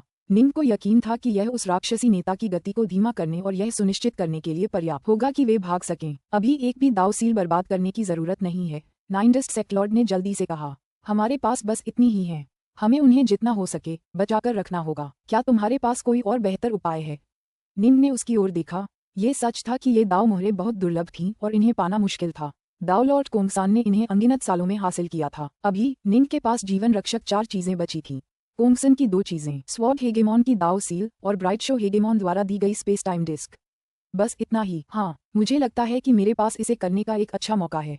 नाइन डस्ट सेक्लॉर्ड ने दूर तक गौर से देखा। जब ये थोड़ा और करीब आ जाएगा तो मैं अपनी चाल चलूंगा। ओह, निंग ने सिर हिलाया और एक तरफ देखने लगा। काला जहाज 9 नवीनता कलाओं, रिपल वाटर गुप्त कला और हृदयलोक प्रक्षेपण से घिरा हुआ था। ये तीनों मिलकर नीले प्रकाश की दबाव शक्ति को बमुश्किल कम कर पा रहे थे, जिससे जहाज प्रकाश की 62 गति की गति से आगे बढ़ रहा था। जहां तक जानवर के नेता का सवाल है, वह उनका पीछा करता रहा और प्रकाश की 100 गुना गति से उनके करीब आता गया। लानत है, तुम सब मर जाओगे, जानवरों का सरदार पास आते ही चिल्लाया। ये सचमुच एक भयानक रूप से शक्तिशाली प्राणी था जिसके पास आश्चर्यजनक रूप से भयावह भ्रम थे। जिस ड्रीमडस्ट डोमेन को इसने अभी अभी बुलाया था वह निंग की नवीनता कलाओं से एक स्तर ऊंचा और अधिक गहन था, और यह नजदीकी युद्ध में अविश्वसनीय रूप से शक्तिशाली था। ड्रीमडस्ट वे के इस सफर में जीवित रहने के लिए उनके लिए अपनी शक्ति पर निर्भर रहना बिल्कुल भी आसान नहीं होगा। अधिकांश को दाव सील या ऐसे ही अन्य खजानों पर निर्भर रहना होगा। फुफ फुफ, दोनों के बीच की दूरी कम होती जा रही थी। यह सही समय है। नाइन डस्ट सेक्लॉर्ड की आंखें चमक उठीं जब उसने अपना दाहिना हाथ आगे बढ़ाया। उसकी हथेली में एक अजीब संरचना आरेख दिखाई दिया। धमाका, उसकी हथेली में मौजूद संरचना चित्र तुरंत बाहर निकल आया और तेजी से फैलकर स्वर्ग के जालों की तरह जानवर नेता की ओर फैल गया। जानवर नेता जोर से दहाड़ा, लेकिन फिर भी वह इस विशाल संरचना चित्र से पूरी तरह घिरा हुआ था। यह विशाल संरचना चित्र अंदर से गोल लेकिन बाहर से चौकोर था, और यह हजारों परतों वाली अजीब संरचनाओं से बना था जो लगातार एक दूसरे में समाती जा रही थीं। जानवर का सरदार उस समूह में फंस गया था। उसने लगातार दहाड़ते हुए समूह पर धावा बोला, जिससे पूरा समूह हिल गया और समूह की परतें टूट गईं। लेकिन जल्द ही नई परतें उभर आईं। यह आजाद नहीं हो सकता, नाइन डस्ट सेक्लॉर्ड ने आत्मसंतुष्ट भाव से कहा। अगर यह अपनी पूरी शक्ति से आगे बढ़ना चाहता है तो इसे एक ही बार में 3500 परतों वाली संरचनाओं को नष्ट करने में सक्षम होना होगा, अन्यथा संरचनाएं लगातार बढ़ती रहेंगी। जब संरचना के भीतर की ऊर्जा समाप्त हो जाएगी तभी यह बच पाएगा। ये संरचना आरेख कितने समय तक चलेगा? निंग ने पूछा। शायद थोड़ी देर के लिए, नाइन डस्ट सेक्लॉर्ड थोड़ा हिचकिचाया। मैं भी इसे पहली बार इस्तेमाल कर रहा हूँ। ये सुनकर निंग ने तुरंत काले जहाज को पूरी गति से भागने पर मजबूर कर दिया। दल में फंसे जानवरों के सरदार ने भयंकर दहाड़ लगाई और दोनों साधक भाग गए। उनके बीच की दूरी तेजी से बढ़ने लगी। हमें अब तक उसे झटक देना चाहिए था। 2 घंटे से ज्यादा उड़ान भरने के बाद निंग थोड़ा शांत हुआ। वे इस पूरे समय प्रकाश की गति से 100 गुना तेज गति से उड़ रहे थे। उनका दुश्मन किसी भी तरह से उन्हें पकड़ नहीं सकता था। नाइन डस्ट, तुमने कहा था कि तुम उस संरचना आरेख का पहली बार इस्तेमाल कर रहे हो? निंग ने पूछा। तुम्हें इसकी शक्ति पर इतना भरोसा कैसे हुआ? तुमने मुझे अपनी दाव सील का इस्तेमाल न करने के लिए भी कहा था। क्या ये शक्ति दाव सील से नहीं आती? नहीं, यह एक बहुत ही खास संरचना आरेख खजाने से आया है। नाइन डस्ट सेक्लॉर्ड मुस्कुराया और उसने अपना हाथ हिलाया, जिससे उसकी हथेली के ऊपर एक पदक बना जो एक वर्ग के भीतर एक वृत्त जैसा दिख रहा था। ये पदक संरचनाओं के अनगिनत घने समूहों से ढका हुआ था। ये संरचना आरेख खजाना मुझे पूर्वज द्वारा प्रदान किया गया था। इसे पूरी तरह से चार्ज करने के लिए मुझे बस इसे अराजकता रत्नों के 10 मिलियन क्यूब्स की ऊर्जा से भरना है, जिससे मैं इसे एक बार उपयोग कर सकता हूँ। जब मैं इसे सक्रिय करूंगा तो शाश्वत सम्राट भी काफी समय तक फंसे रहेंगे। ये सुनते ही निंग की आंखें चमक उठीं। क्या शानदार खजाना है! तो क्या तुम इसे बार बार चालू कर सकते हो? क्या इसका इस्तेमाल सिर्फ 10 मिलियन क्यूब के अराजकता रत्नों की कम लागत में किया जा सकता है? हाँ, ये सुनने में बहुत ज्यादा लग सकता है, लेकिन इसके द्वारा बनाए गए संरचना आरेखों का इस्तेमाल अनंत सम्राटों को फंसाने के लिए किया जा सकता है। एक हेजेमोन केवल अपनी अमर ऊर्जा पर निर्भर रहकर इसका उपयोग कर सकता है। नाइन डस्ट सेक्लॉर्ड ने कहा। मेरा खजाना पर्याप्त शुद्ध नहीं है, इसलिए मुझे अंतर पूरा करने के लिए अराजकता रत्नों पर निर्भर रहना होगा। अराजकता रत्नों के उन 10 मिलियन क्यूब्स को खजाने को रिचार्ज करने में 3 दिन लगेंगे। डॉन युद्ध के दौरान इस खजाने को एक औसत खजाना माना जाता था। निंग मन ही मन अवाक रह गया। भोर का युद्ध वाकई भयानक था और उस दौरान मिले सभी खजाने वाकई अद्भुत थे। भोर के युद्ध के दौरान ड्रीमडस्ट वे एक साधारण अवशेष स्थल से ज्यादा कुछ नहीं था, लेकिन वहां से निकले जानवर, खासकर 3 आंखों वाला सरदार, जिसने वह अजीबोगरीब लिपि प्रकट की थी, निंग को सचमुच स्तब्ध और चकित कर गए। कोई आश्चर्य नहीं कि दाव लॉर्ड्स की इतनी सारी पीढ़ियों ने अपना भाग्य तलाशने के लिए इस जगह पर आने का साहस किया था, यहाँ तक कि शाश्वत सम्राट भी इसकी गहराई में उतर गए थे। वह लिपि, निंग ने बहुत पहले ही उस अजीबोगरीब चरित्र को पूरी तरह याद कर लिया था जो जानवर के सरदार की तीसरी आंख के ऊपर प्रकट हुआ था। उसने अपना ध्यान उसके रहस्यों का विश्लेषण करने में लगाना शुरू कर दिया। फुफ, काला जहाज तेज रफ्तार से उड़ता रहा। 3 दिन बाद आखिरकार ड्रीमडस्ट वे से बाहर निकल आया। पुस्तक 31, अध्याय 6, 300 सहस्राब्दियों की यात्रा। ड्रीमडस्ट वे से निकलने के बाद उन्हें टेरस्टाजिया से होकर अपनी यात्रा के सबसे महत्वपूर्ण चरण स्टारफ्लो नदी तक पहुंचने में 2 महीने और लग गए। क्या ही अद्भुत दृश्य था! जी निंग और नाइन डस्ट सेक्लॉर्ड काले जहाज के अगले हिस्से पर खड़े होकर विशाल और लगभग अंतहीन स्टारफ्लो नदी को निहार रहे थे। वह जगह अनगिनत तारों और ग्रहों से भरी हुई थी, जिनके आकार अलग अलग थे। कुछ नगण्य थे और कुछ तो तीनों लोगों के सौर तारे से भी बड़े थे। सभी तारों से सुनहरी रोशनी की बिल्कुल एक जैसी आभा निकल रही थी, जिससे पूरी स्टारफ्लो नदी बहती सुनहरी रेत के एक विशाल संसार जैसी लग रही थी। यह इतना विशाल था कि उन्हें इसका कोई अंत नजर नहीं आ रहा था। माना जाता है कि कभी कोई महान शक्ति थी जो स्टारफ्लो नदी के आकार को बमुश्किल पहचान पाई थी, और यह नदी के प्रवाह जैसी दिखती थी। इसीलिए इसका नाम स्टारफ्लो नदी रखा गया था। स्टारफ्लो नदी ड्रीमडस्ट वे से कहीं ज्यादा बड़ी है। इसकी तुलना में ड्रीमडस्ट वे एक छोटे से गलियारे से ज्यादा कुछ नहीं था। नाइन डस्ट सेक्लॉर्ड ने आह भरी।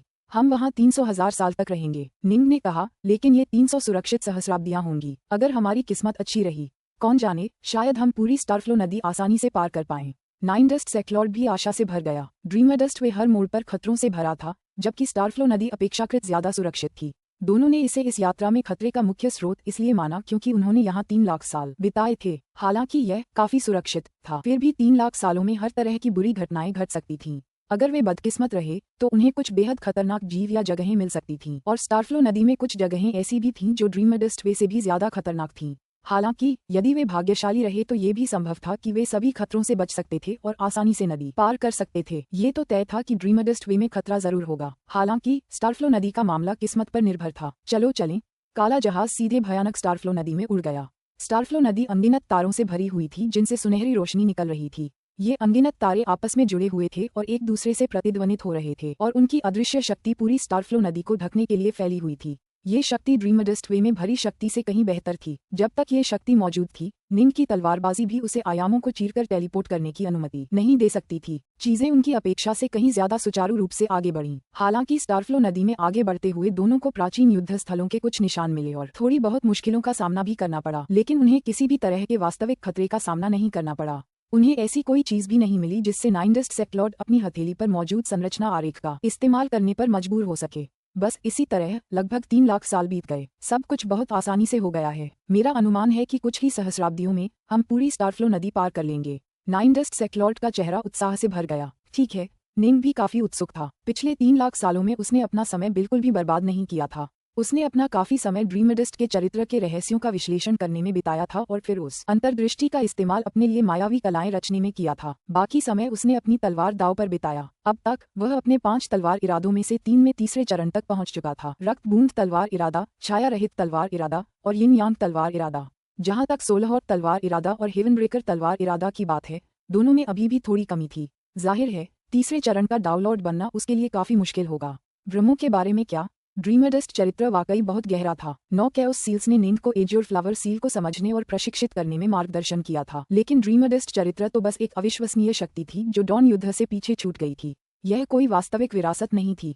निंग इससे जितना सीख सकता था उतना ही सीख पाया और उसके ब्रह्मों की शक्ति कई गुना बढ़ गई। फिर भी अपने स्तर के अन्य हार्टफोर्स कल्टिवेटर्स के बीच वह इस क्षेत्र में अभी भी कमजोर था। हालांकि अंतर कम हो गया था। डार्क नॉर्थ, जरा देखो। नाइन डस्ट सेक्लॉर्ड ने दूर की ओर इशारा किया। निंग ने नाइन डस्ट सेक्लॉर्ड की निगाहों का पीछा किया तो उसे किसी दूर ग्रह पर खंडहर इमारतों के निशान दिखाई दिए। लगता है ये डॉन युद्ध के निशान हैं। चलो हम जाकर देखें, नाइन डस्ट सेक्लॉर्ड ने कहा। चलो चलें। अब तक दोनों स्टारफ्लो नदी से अच्छी तरह वाकिफ हो चुके थे। जब से निंग को पता चला था कि टेरा स्टाजिया डॉन वॉर का युद्ध क्षेत्र रहा है, तब से वह अंदाजा लगा सकता था कि उनके सामने आने वाले कितने खंडहर बने हैं। उदाहरण के लिए ड्रीमडस्ट वे। उनकी भविष्यवाणी थी कि यह डॉन वॉर से छूटी हुई कोई संरचना थी जिसका उद्देश्य दुश्मनों को फंसाना और उन्हें बुरी तरह से नुकसान में लड़ना था। ये याद रखना जरूरी है कि ड्रीमडस्ट वे पर किसी का नियंत्रण नहीं था। जानवरों का सरदार स्वतंत्र रूप से काम करते हुए ड्रीमडस्ट वे से पहले से ही भयानक मात्रा में शक्ति जुटाने में सक्षम था। अगर वह व्यक्ति जिसने इसे शुरू में स्थापित किया था अभी भी जीवित होता और इसे नियंत्रित करता, कितना भयावह विचार होता। ये दोनों शायद लगभग तुरंत ही मारे गए होते। सच तो ये है कि जैसे ही उन दोनों ने मानव सदृश प्राणी और 2 हेगेमॉन शवों को देखा, उन्हें एहसास हो गया कि डॉन युद्ध उन दोनों की कल्पना से भी कहीं अधिक बड़े पैमाने पर लड़ा गया था। फुफ, यान उस ग्रह की ओर उड़ चला। जैसे जैसे वे करीब पहुंचे, उन्हें साफ दिखाई दिया कि इस ग्रह पर वाकई कई टूटे फूटे खंडहर थे। यहाँ सब कुछ बहुत ही खराब हालत में था। बस कुछ पत्थर के खंभे और टूटी फूटी दीवारें ही बची थीं। मेरा अनुमान है कि कोई बड़ी शक्ति यहाँ उसकी संपत्ति के भीतर छिपी होगी, जो जिंदा रहने के लिए उसकी बाधाओं की परतों पर निर्भर है। हालांकि अंत में संपत्ति भी चकनाचूर हो गई, नाइन डस्ट सेक्लॉर्ड ने कहा। उड़ने वाला जहाज ग्रह पर उतरा, जिससे निंग और नाइन डस्ट सेक्लॉर्ड उड़कर पत्थर के खंभों का निरीक्षण कर सके। इस संपत्ति में अभी भी थोड़ी शक्ति बाकी है। निंग ने अपने सामने खड़े स्तंभ की ओर देखा। वह विशाल स्तंभ 30,000 मीटर ऊंचा था और उसका शीर्ष धुंधली सफेद रोशनी की परतों से ढका हुआ था। अनगिनत वर्ष बीत जाने के बावजूद स्तंभ की शक्ति बनी हुई थी। ऐसा नहीं लगता कि यहाँ कोई खजाना है। नाइन डस्ट सेक्लॉर्ड ने जगह का मुआयना करते हुए इधर उधर देखा। 3 लाख सालों में हम स्टारफ्लो नदी में कई खंडहर देख चुके हैं, लेकिन एक भी खजाना नहीं मिला। निंग ने कहा, इन खंडहरों में भी ज्यादा खतरा नहीं है। शायद इन्हें बहुत पहले खोजा और खंगाला गया होगा। अरे! निंग और नाइन डस्ट सेक्लॉर्ड दोनों एक साथ मुड़े और दूर देखने लगे। दूर, आधी टूटी हुई दीवार से अचानक एक अकेली आकृति उभरी। उस आदमी के बाल बिखरे हुए थे, पैर नंगे थे और उसने फटे हुए पीले वस्त्र पहने हुए थे। सज्जनों, नंगे पांव पीले वस्त्र पहने आदमी मुस्कुराया और उनकी ओर बढ़ा। क्या आप एक किसान हैं या? निंग हैरान था। मैं स्टारफ्लो जाति का हूँ। मेरा नाम डाउलॉर्ड लाया है। पीले वस्त्रधारी आदमी मुस्कुराया। स्टारफ्लो जाति? नाइन डस्ट सेक्लॉर्ड मुस्कुराया। मैंने बहुत पहले सुना था कि स्टारफ्लो नदी में एक स्टारफ्लो जाति रहती है, लेकिन यहाँ 3 लाख साल बिताने के बावजूद ये पहली बार है जब हम किसी स्टारफ्लो साधक से मिल रहे हैं। पीले वस्त्र पहने आदमी हंसा।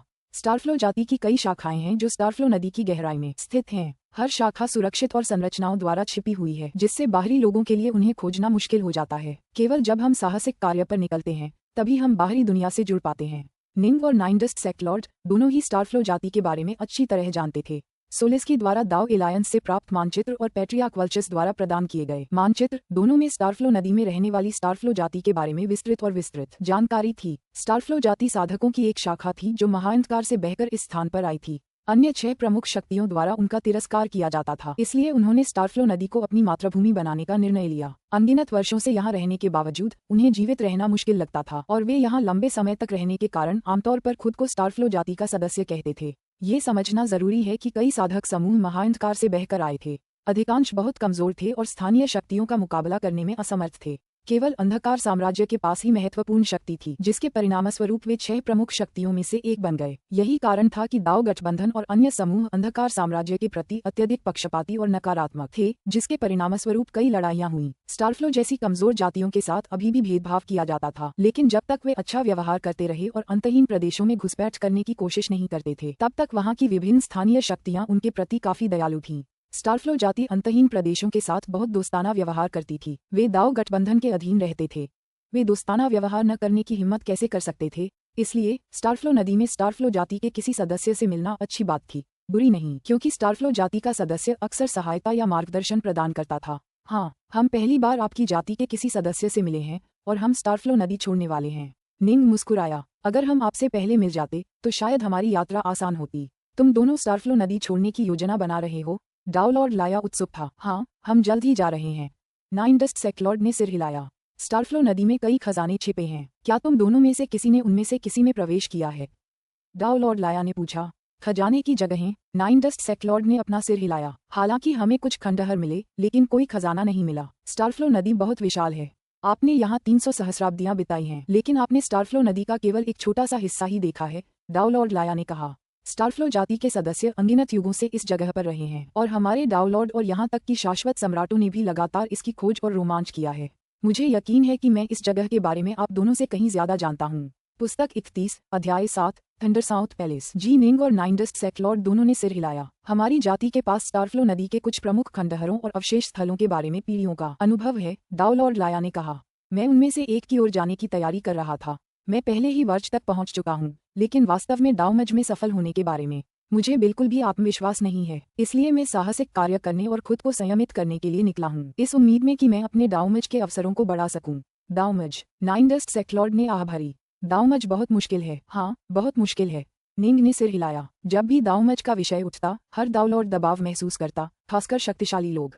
हालांकि पहले चरण से दूसरे, तीसरे और चौथे चरण तक आगे बढ़ना भी काफी मुश्किल था और एक भी गलती असफलता का कारण बन सकती थी। फिर भी यह प्रक्रिया तुलनात्मक रूप से कहीं ज्यादा सुरक्षित थी। उदाहरण के लिए, एक बार जब निंग ने अपने दूसरे चरण के ओमेगा स्वॉर्ड दाव में महारत हासिल कर ली, तो वह दूसरे चरण का दाउलॉर्ड बन गया। एक बार जब वह अपने ओमेगा दाव के तीसरे चरण में महारत हासिल कर लेता, तो वह तीसरे चरण का दाउलॉर्ड बन पाता। हालांकि दाउमज अलग था। दाउमज के लिए आपको अपनी सभी अर्जित अंतर्दृष्टियों को अपने दाव में पूरी तरह से एकीकृत और मिश्रित करना आवश्यक था। सफलता या असफलता का सही निर्धारण केवल दाउमज के दौरान ही हो सकता था।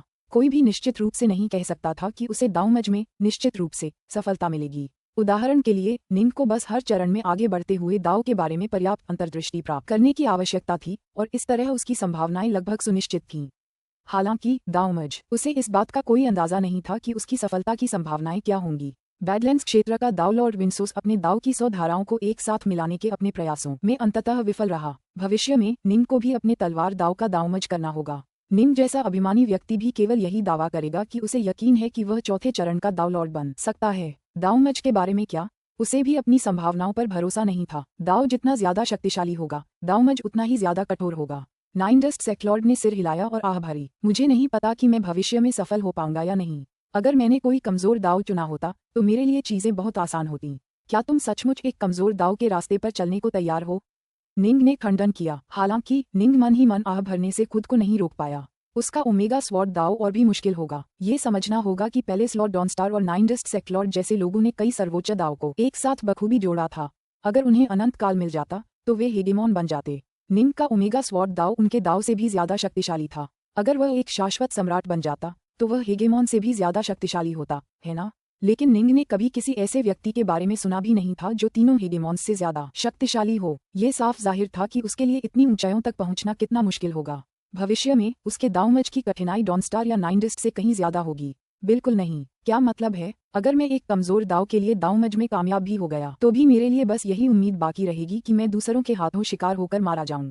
नाइनडस्ट सेक्लॉर्ड ने अपना सिर हिलाया। चूंकि आप दोनों स्टारफ्लो नदी के भीतर हैं, इसलिए जाहिर है कि आप दोनों असाधारण दाव लॉर्ड हैं। दाव लॉर्ड लाया ने प्रशंसा में सिर हिलाया। मैं आप दोनों से सहमत हूँ। साधक होने के नाते हमें हमेशा जितना हो सके उतना मजबूत बनने की कोशिश करनी चाहिए, वरना अगर हम कमजोर शाश्वत सम्राट भी बन जाएं, तब भी हमारे पास अपनी जाति की रक्षा करने के लिए जरूरी शक्ति नहीं होगी। जाहिर है उन तीनों की भावनाएं एक जैसी थीं। उन तीनों ने बेहद शक्तिशाली दाव लॉर्ड बनने का रास्ता चुना था। इसके अलावा जितना ज्यादा आप ज्ञान प्राप्त करेंगे और दाव की आपकी समझ जितनी गहरी होगी, आपके दावमज होने की संभावना उतनी ही बेहतर होगी। दाव लॉर्ड लाया ने कहा, मैं थंडरसाउथ पैलेस नामक एक बेहद खतरनाक अवशेष स्थल पर जाने की तैयारी कर रहा हूँ। स्टारफ्लो नदी क्षेत्र में ये 10 सबसे पुराने खंडहरों में से एक है और माना जाता है कि इसमें हेगेमन्स द्वारा छोड़ी गई विरासतें हैं। मुझे आश्चर्य है कि क्या आप दोनों उस यात्रा पर मेरे साथ चलने को तैयार होंगे? थंडरसाउथ पैलेस, हेगेमॉन की विरासतें। निंग और नाइनडस्ट सेक्लॉर्ड ने एक दूसरे को देखा। दोनों ही उत्सुक थे। इस साहसिक यात्रा का असली मकसद क्या था? कीमती जगहों और खजानों की तलाश तो करनी ही थी, है ना? एक हेगेमॉन द्वारा छोड़ा गया महल निश्चित रूप से असाधारण चीजों से भरा होगा।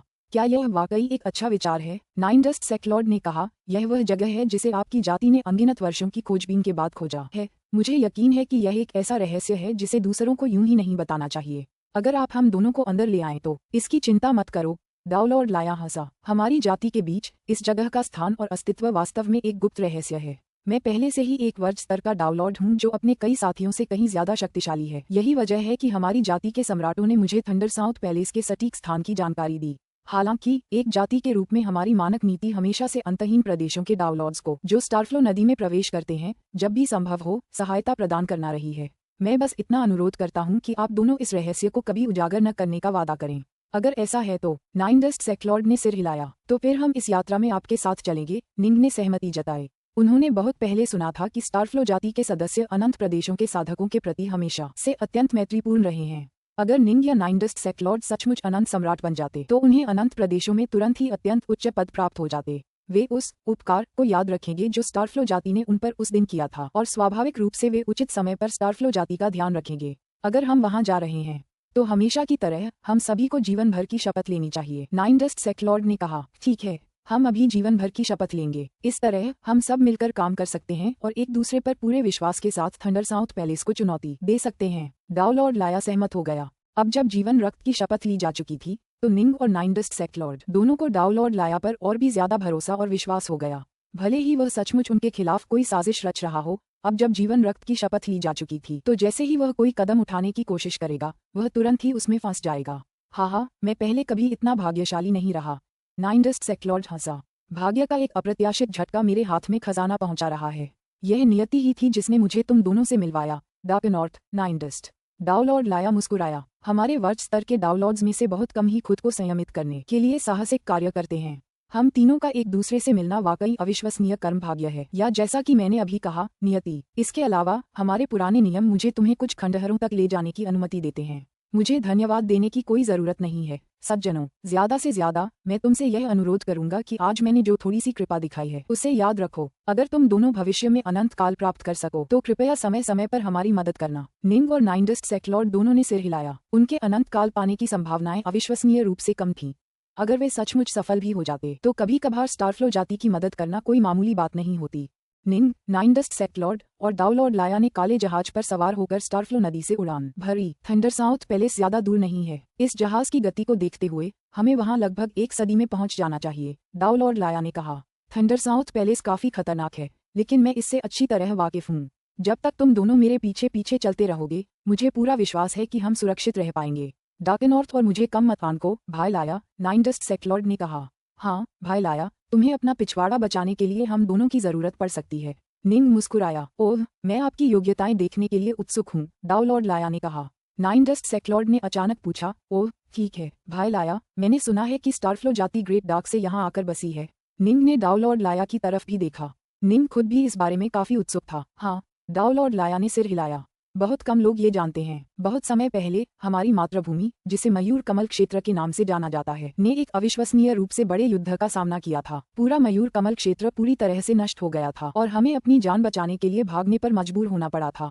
हम कई वर्षों तक महाअंधकार में भटकते रहे और मयूर कमल क्षेत्र के प्रथम पीढ़ी के डाउलॉर्ड अंततः मर गए। आखिरकार हमने महाअंधकार में भटकते हुए लगभग 10 लाख अराजकता चक्र बिताए। जैसे जैसे हम महाअंधकार से गुजरते गए हमारे शाश्वत सम्राटों ने हमारी जाति के सदस्यों को अपनी संपदा दुनिया में रखा, उन्हें फलने फूलने और समृद्ध होने का स्थान दिया। शाश्वत सम्राटों ने अंतहीन प्रदेशों में पहुंचने से पहले लगभग 10 लाख अराजकता चक्रों को भटकते हुए बिताया। अंततः उन्होंने स्टारफ्लो नदी को उस स्थान के रूप में चुना जहां हमारी जाति एक बार फिर जड़ें जमाएगी। मेरी जाति के लगभग सभी सदस्य अब स्टारफ्लो नदी में ही जन्म लेते और रहते हैं। केवल मूल शाश्वत सम्राट ही वास्तव में मयूर कमल लोक से आए हैं।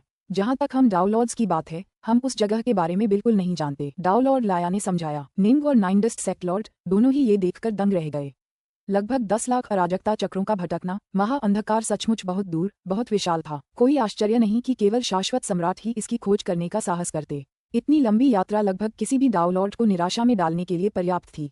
हालांकि शाश्वत सम्राटों के लिए भी एकांत के 10 लाख अराजकता चक्र एक भयावह संभावना थी। केवल मिरजनो जैसे शाश्वत सम्राट ही, जो अनंत प्रदेशों का अधिकांश भाग खोज लेने के बाद बहुत पहले ही पूरी तरह से ऊब चुके थे, महाअंधकार में प्रवेश करने और वहां रोमांच की तलाश करने का चुनाव करते थे। जब से हमने अपनी मातृभूमि छोड़ी है, प्रजनन और जीवित रहना काफी कठिन हो गया है, डाउलॉर्ड लाया ने आह भरी। यिन यांग संसार चक्रों द्वारा अनंत प्रदेशों के विनाश का खतरा मंडरा रहा है। माना जाता है कि दूर भविष्य में स्टारफ्लो नदी भी इससे नष्ट हो जाएगी। जब ऐसा होगा तो हमारी जाति को अपना भटकना जारी रखने के लिए मजबूर होना पड़ेगा।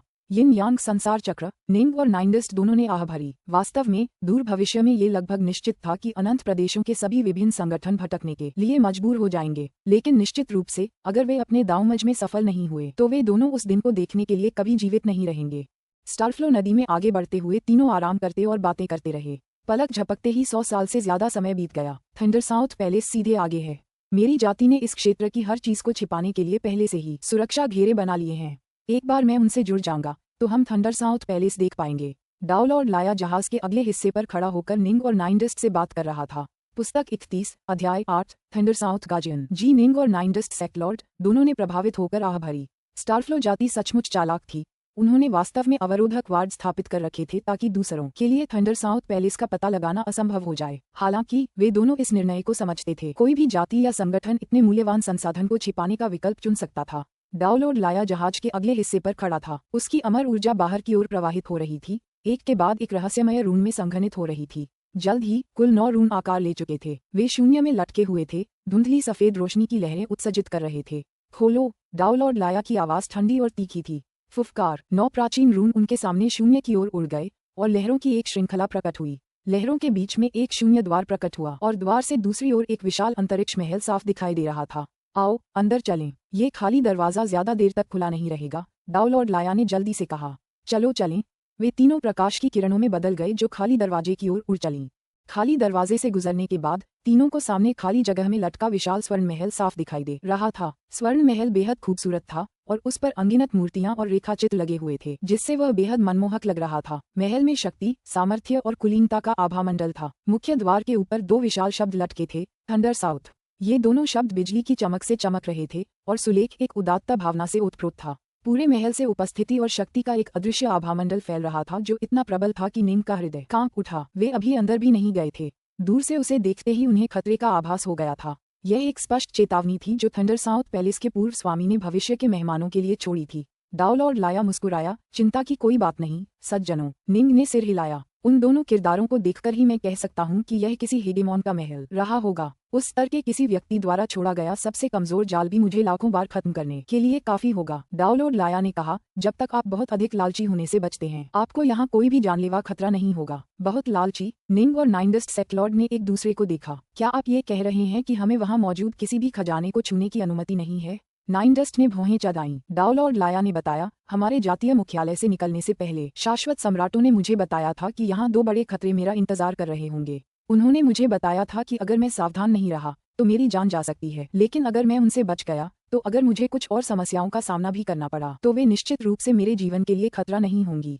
इसीलिए मुझे केवल पहले दो खतरों के बारे में ही विस्तृत जानकारी है, क्योंकि सम्राटों ने बाद के खतरों के बारे में विस्तार से नहीं बताया। उन्होंने मुझसे जो मुख्य बात कही वह ये थी कि मैं ठीक रहूंगा बशर्ते मैं ज्यादा लालची न हो जाऊं। मैं भी इस बात से हैरान था।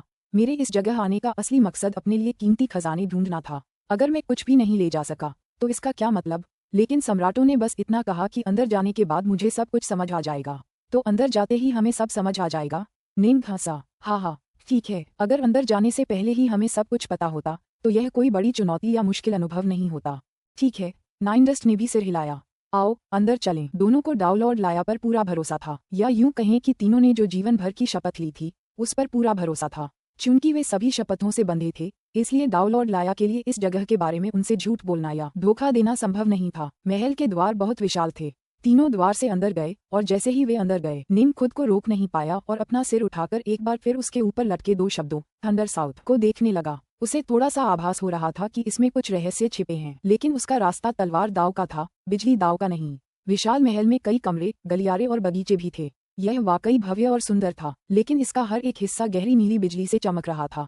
हर जगह बिजली की अनगिनत कड़कती हुई लपटें थीं और वे देखने में वाकई बेहद खूबसूरत थीं।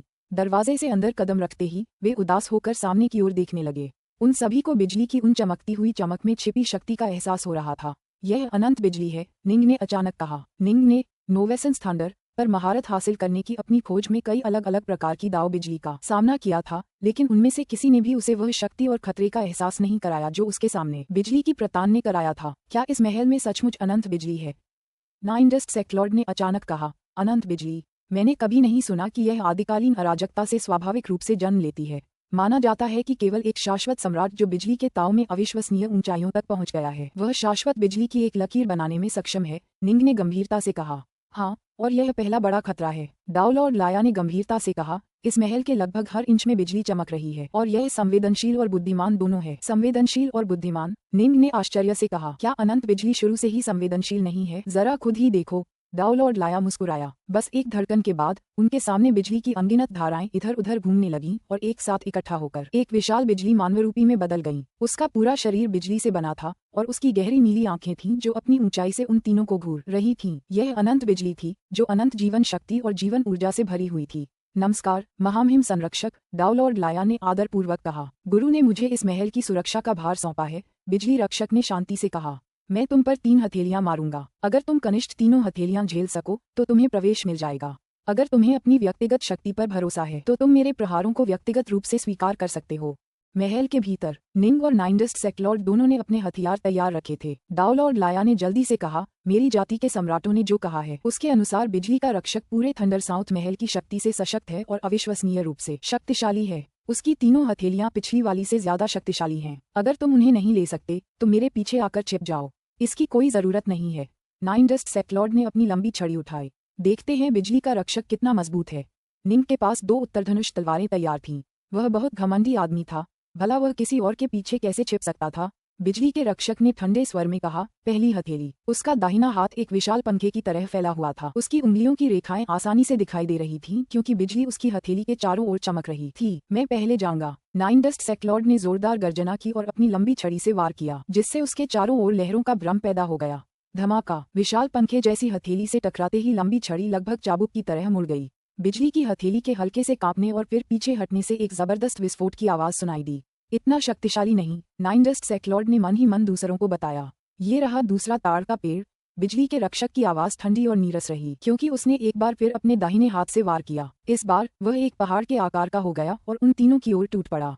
नाइनडस्ट, सेक्लॉर्ड, निंग और डाउलॉर्ड लाया ने एक साथ अपने अपने हथियार लहराए। निंग ने तलवारें चलाईं, नाइनडस्ट सेक्लॉर्ड ने अपनी लंबी लाठी और डाउलॉर्ड लाया ने एक बड़ी कुल्हाड़ी। तीनों ने अपने हथियार सीधे बिजली के रक्षक की विशाल हथेली की ओर फेंके। बूम बूम बूम, दोनों सेनाएं एक जबरदस्त टक्कर में टकराईं। तीनों ने इस प्रहार को सिर के बल तो झेल लिया, लेकिन उनके शरीर टक्कर के जोर से कांपने से खुद को नहीं रोक पाए। उन्होंने जल्दी से खुद को संभाला। नाइनडस्ट सेक्लॉर्ड का चेहरा राख सा था, जबकि डाउलॉर्ड लाया के चेहरे पर गंभीरता थी। केवल निंग अभी भी काफी शांत था, क्योंकि उसका हेगेमॉन कवच किसी भी प्रहार की शक्ति को कम कर सकता था, जब तक कि वह अपनी मूल शक्ति का केवल 0.1% ही न रह जाए। रक्षात्मक कौशल के मामले में निंग शुरू से ही नाइनडस्ट और लाया से ज्यादा कुशल था। हालांकि टक्कर से उसका शरीर कांप रहा था, लेकिन उस पर आघात की लहर बहुत कम थी और उसके दिव्य शरीर को ज्यादा नुकसान नहीं पहुंचा। अगर इसकी शक्ति एक स्तर और बढ़ भी जाए तो भी यह मेरे सामने बेकार रहेगा। निंग को पूरा विश्वास था, हेगेमॉन कवच वाकई शक्तिशाली था। हालांकि निंग ये भी समझता था कि ऐसा आंशिक रूप से इसलिए भी था क्योंकि वह खुद पहले से कहीं ज्यादा शक्तिशाली हो गया था। जब उसने पहली बार एज्योर फ्लावर एस्टेट में प्रवेश किया था तो एक ही वार से वह लगभग बेहोश हो गया था। उस समय पैट्रिया क्लियरविंड जैसे दिग्गजों के खिलाफ लड़ते हुए भी वह कमजोर स्थिति में था। अभी तक तो निंग तो कोंगसन से भी ज्यादा ताकतवर थी, एक प्रभावशाली आदमी, तेज और उग्र। नाइनडस्ट सेक्लॉर्ड ने गुर्राहट की। डार्कनॉर्थ, अपनी गुप्त कलाओं का प्रयोग करो। जैसे ही उसने कहा, उसके शरीर से पानी की लहरें निकलने लगीं। सहमत, निंग ने सिर हिलाया। हालांकि वह इन प्रहारों का सीधा सामना करने में सक्षम था, लेकिन नाइनडस्ट सेक्लॉर्ड के पास हेगेमॉन कवच नहीं था, जिससे उसके लिए ये थोड़ा मुश्किल हो गया। 9 नव विद्याएं निंग के शरीर से 9 ऊर्जा ड्रैगन के रूप में बाहर निकलीं। रिपल वाटर कला और 9 नव कलाएं एक साथ मिलकर पूरे महल में फैल गईं। बिजली रक्षक का मुंह थोड़ा ऊपर की ओर उठा, मानो वह हंस रहा हो। दिलचस्प, तुम्हारी गुप्त कलाएं बिल्कुल भी बुरी नहीं हैं, लेकिन मैं अपने तीसरे वार में पूरे थंडर साउथ पैलेस की शक्ति का इस्तेमाल करूंगा। मुझे उम्मीद है कि तुम बच जाओगे। धमाका धमाका धमाका, पूरे महल के गलियारे, बगीचे, कमरे और सतह रूनिक लिपि से जगमगाने लगे। सारे रूनिक लिपि प्रवाहित होकर बिजली के रक्षक के चारों ओर एकत्रित होने लगे। तीसरे ताड़ के लिए तैयार हो जाओ। फुफ, बिजली के रक्षक की हथेली मानो आकाश की तरह फैली और उसने तीनों पर हमला करते हुए पूरे महल को अपनी चपेट में ले लिया। इस प्रहार से बचने के लिए भागने या छिपने की कोई जगह नहीं थी। मैं इसका सामना नहीं कर सकता, मेरे पीछे छिप जाओ। डाउलॉर्ड लाया मन ही मन चिल्लाया और अपने हाथों में एक सुनहरी हड्डी निकाली। मेरे पास सिर्फ एक ही खजाना बचा है। नाइनडस्ट सेक्लॉर्ड तुरंत डाउलॉर्ड लाया के पीछे भागा। जाहिर है, अगर वह इस हमले का सीधा सामना करना चाहता तो उसे अपने खजानों का इस्तेमाल करना पड़ता। अगर डाउलॉर्ड लाया अपना खजाना इस्तेमाल करने ही वाला था तो नाइनडस्ट को सिर्फ घमंड में आकर अपना एक खजाना बर्बाद करने का कोई फायदा नहीं था। पुस्तक 31, अध्याय 9, दूसरा खतरा। Dark north. जैसे ही नाइनडस्ट सेक्लॉर्ड डाउलॉर्ड लाया के पीछे से चकमा दे रहा था, उसे हैरानी हुई कि जी निंग ऐसा नहीं कर रहा था। वह अच्छी तरह जानता था कि निंग लगभग उसी स्तर की शक्ति का था। अगर उसने सीधे तौर पर उसका सामना करने की हिम्मत नहीं की तो डार्कनॉर्थ ने कैसे की? लेकिन वह चिंता के अलावा कुछ नहीं कर सकता था। बिजली रक्षक का अंतिम हमला पहले ही उन पर हो चुका था। धमाका, विशाल हाथ मानो स्वर्ग के आकाश की तरह उन पर उतरा। इस प्रहार में बिजली के रक्षक की पूरी ताकत समाहित थी और महल के रक्षकों ने इसे और भी मजबूत कर दिया था। डाउलॉर्ड लाया और नाइनडस्ट सेक्लॉर्ड के चारों ओर सफेद रोशनी के छल्ले दिखाई दिए, जिससे उन्हें हमले को सहने और झेलने में मदद मिली। फुफकार, बिजली के रक्षक ने अपनी हथेली हटा ली, फिर तीनों की तरफ देखा और मुस्कुराया। मुझे उम्मीद नहीं थी कि तुममें से कोई अपनी शक्ति से मेरी हथेली को झेल पाएगा। लगता है तुम्हारे पास कोई अद्भुत सुरक्षा क्षमता है, नौजवान। मेरे गुरु द्वारा निर्धारित एक और परीक्षा तुम्हारा इंतजार कर रही है। मुझे उम्मीद है कि तुम सब इसमें सफल हो जाओगे। बिजली के रक्षक ने एक कदम बढ़ाया, फिर बिजली की अनगिनत धारियों में बिखर गया जो तेजी से हर दिशा में बिखर गईं।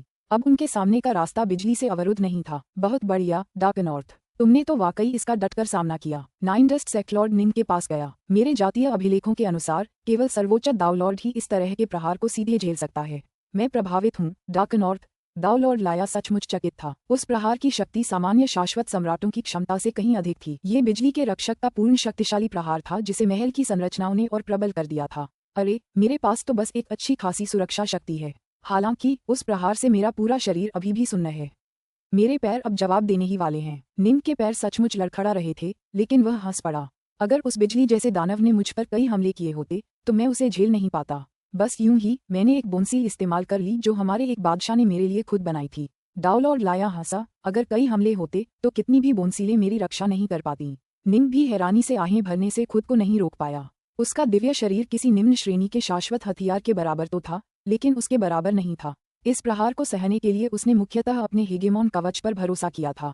अफसोस, अपनी सुरक्षात्मक दिव्य क्षमता को उन्नत करने के लिए उसे जिन खजानों की आवश्यकता थी वे बहुत दुर्लभ और खोजने में कठिन थे। उसने ड्रैगनफिश की तो हासिल कर ली, लेकिन उसे बाकी खजाने भी ढूंढने थे। उसे अपने दिव्य शरीर को जल्द से जल्द एक मध्यम श्रेणी के शाश्वत खजाने के बराबर उन्नत करने की जरूरत थी। निंग, नाइनडस्ट और डाउलॉर्ड लाया महल के घुमावदार गलियारों में चल पड़े।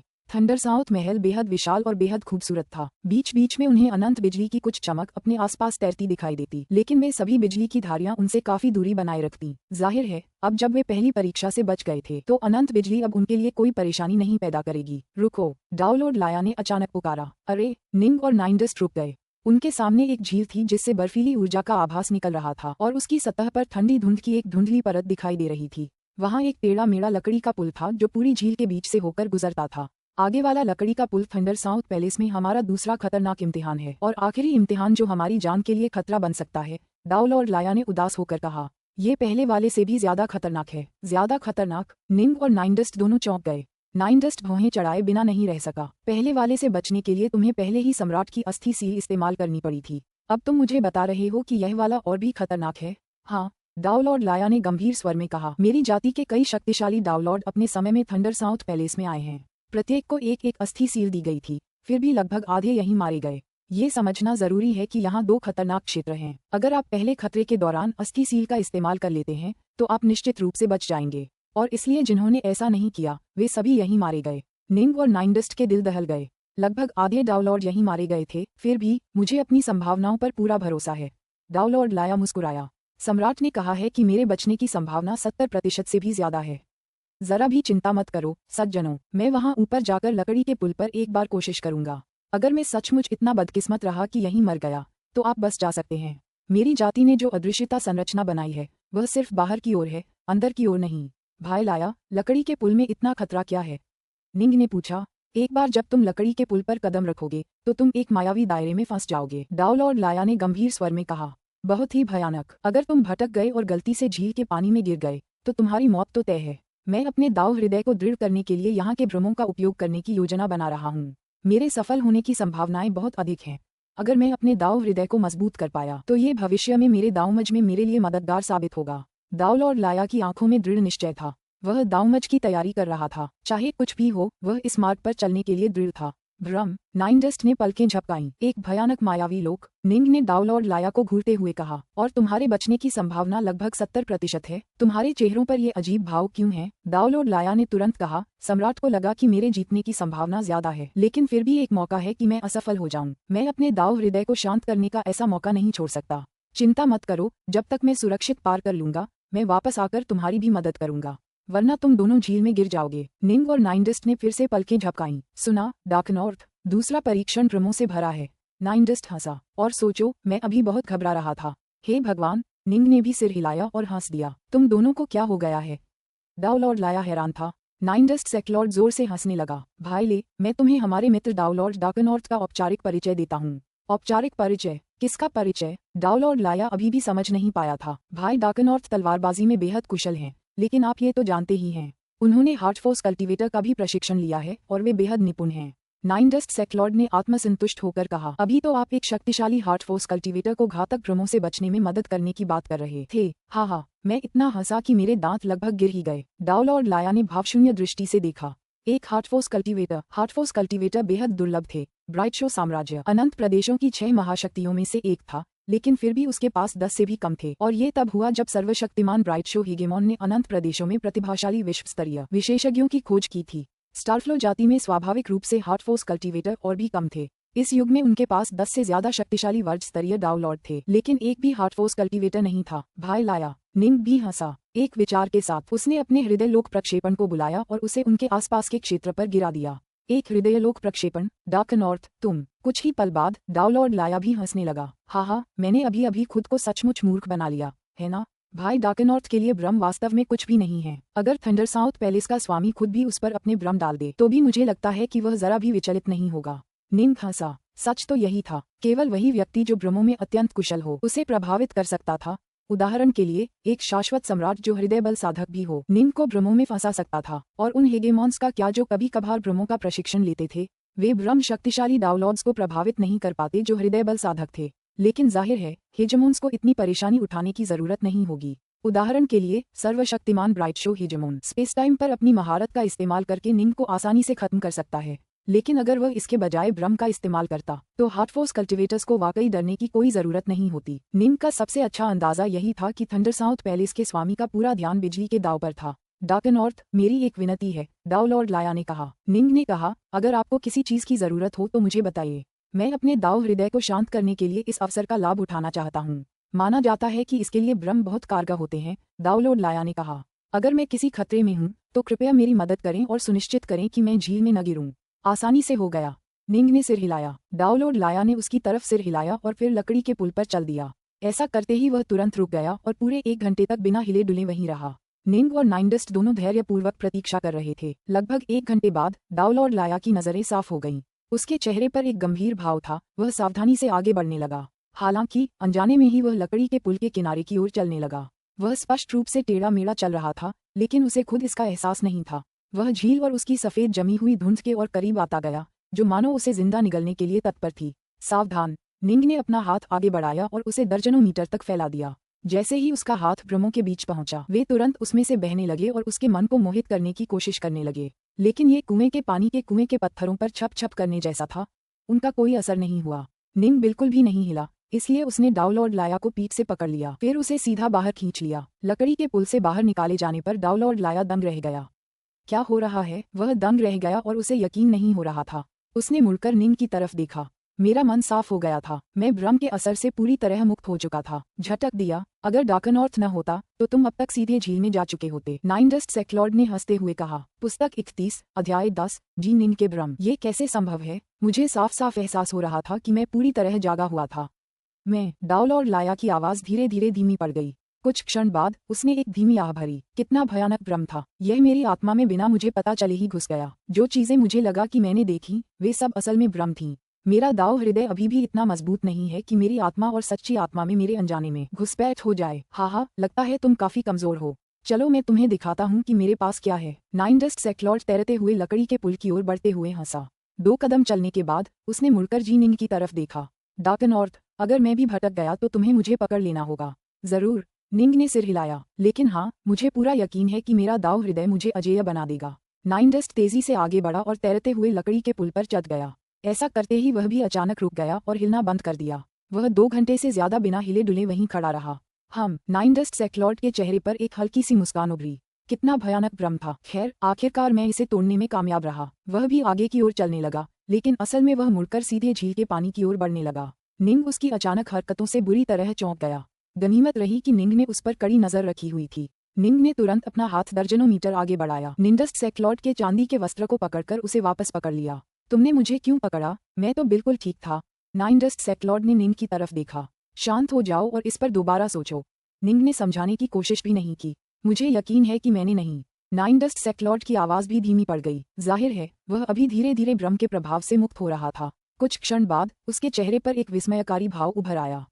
ये बिल्कुल भयानक था। मैंने कभी ऐसे भ्रम का सामना नहीं किया था। मैं भ्रम में फंस गया था और मैंने वास्तव में इसके प्रभावों से मुक्त भी हो गया था, लेकिन ये धीरे धीरे मेरी आत्मा और आत्मा दोनों में समाता रहा और दोनों को प्रभावित करता रहा।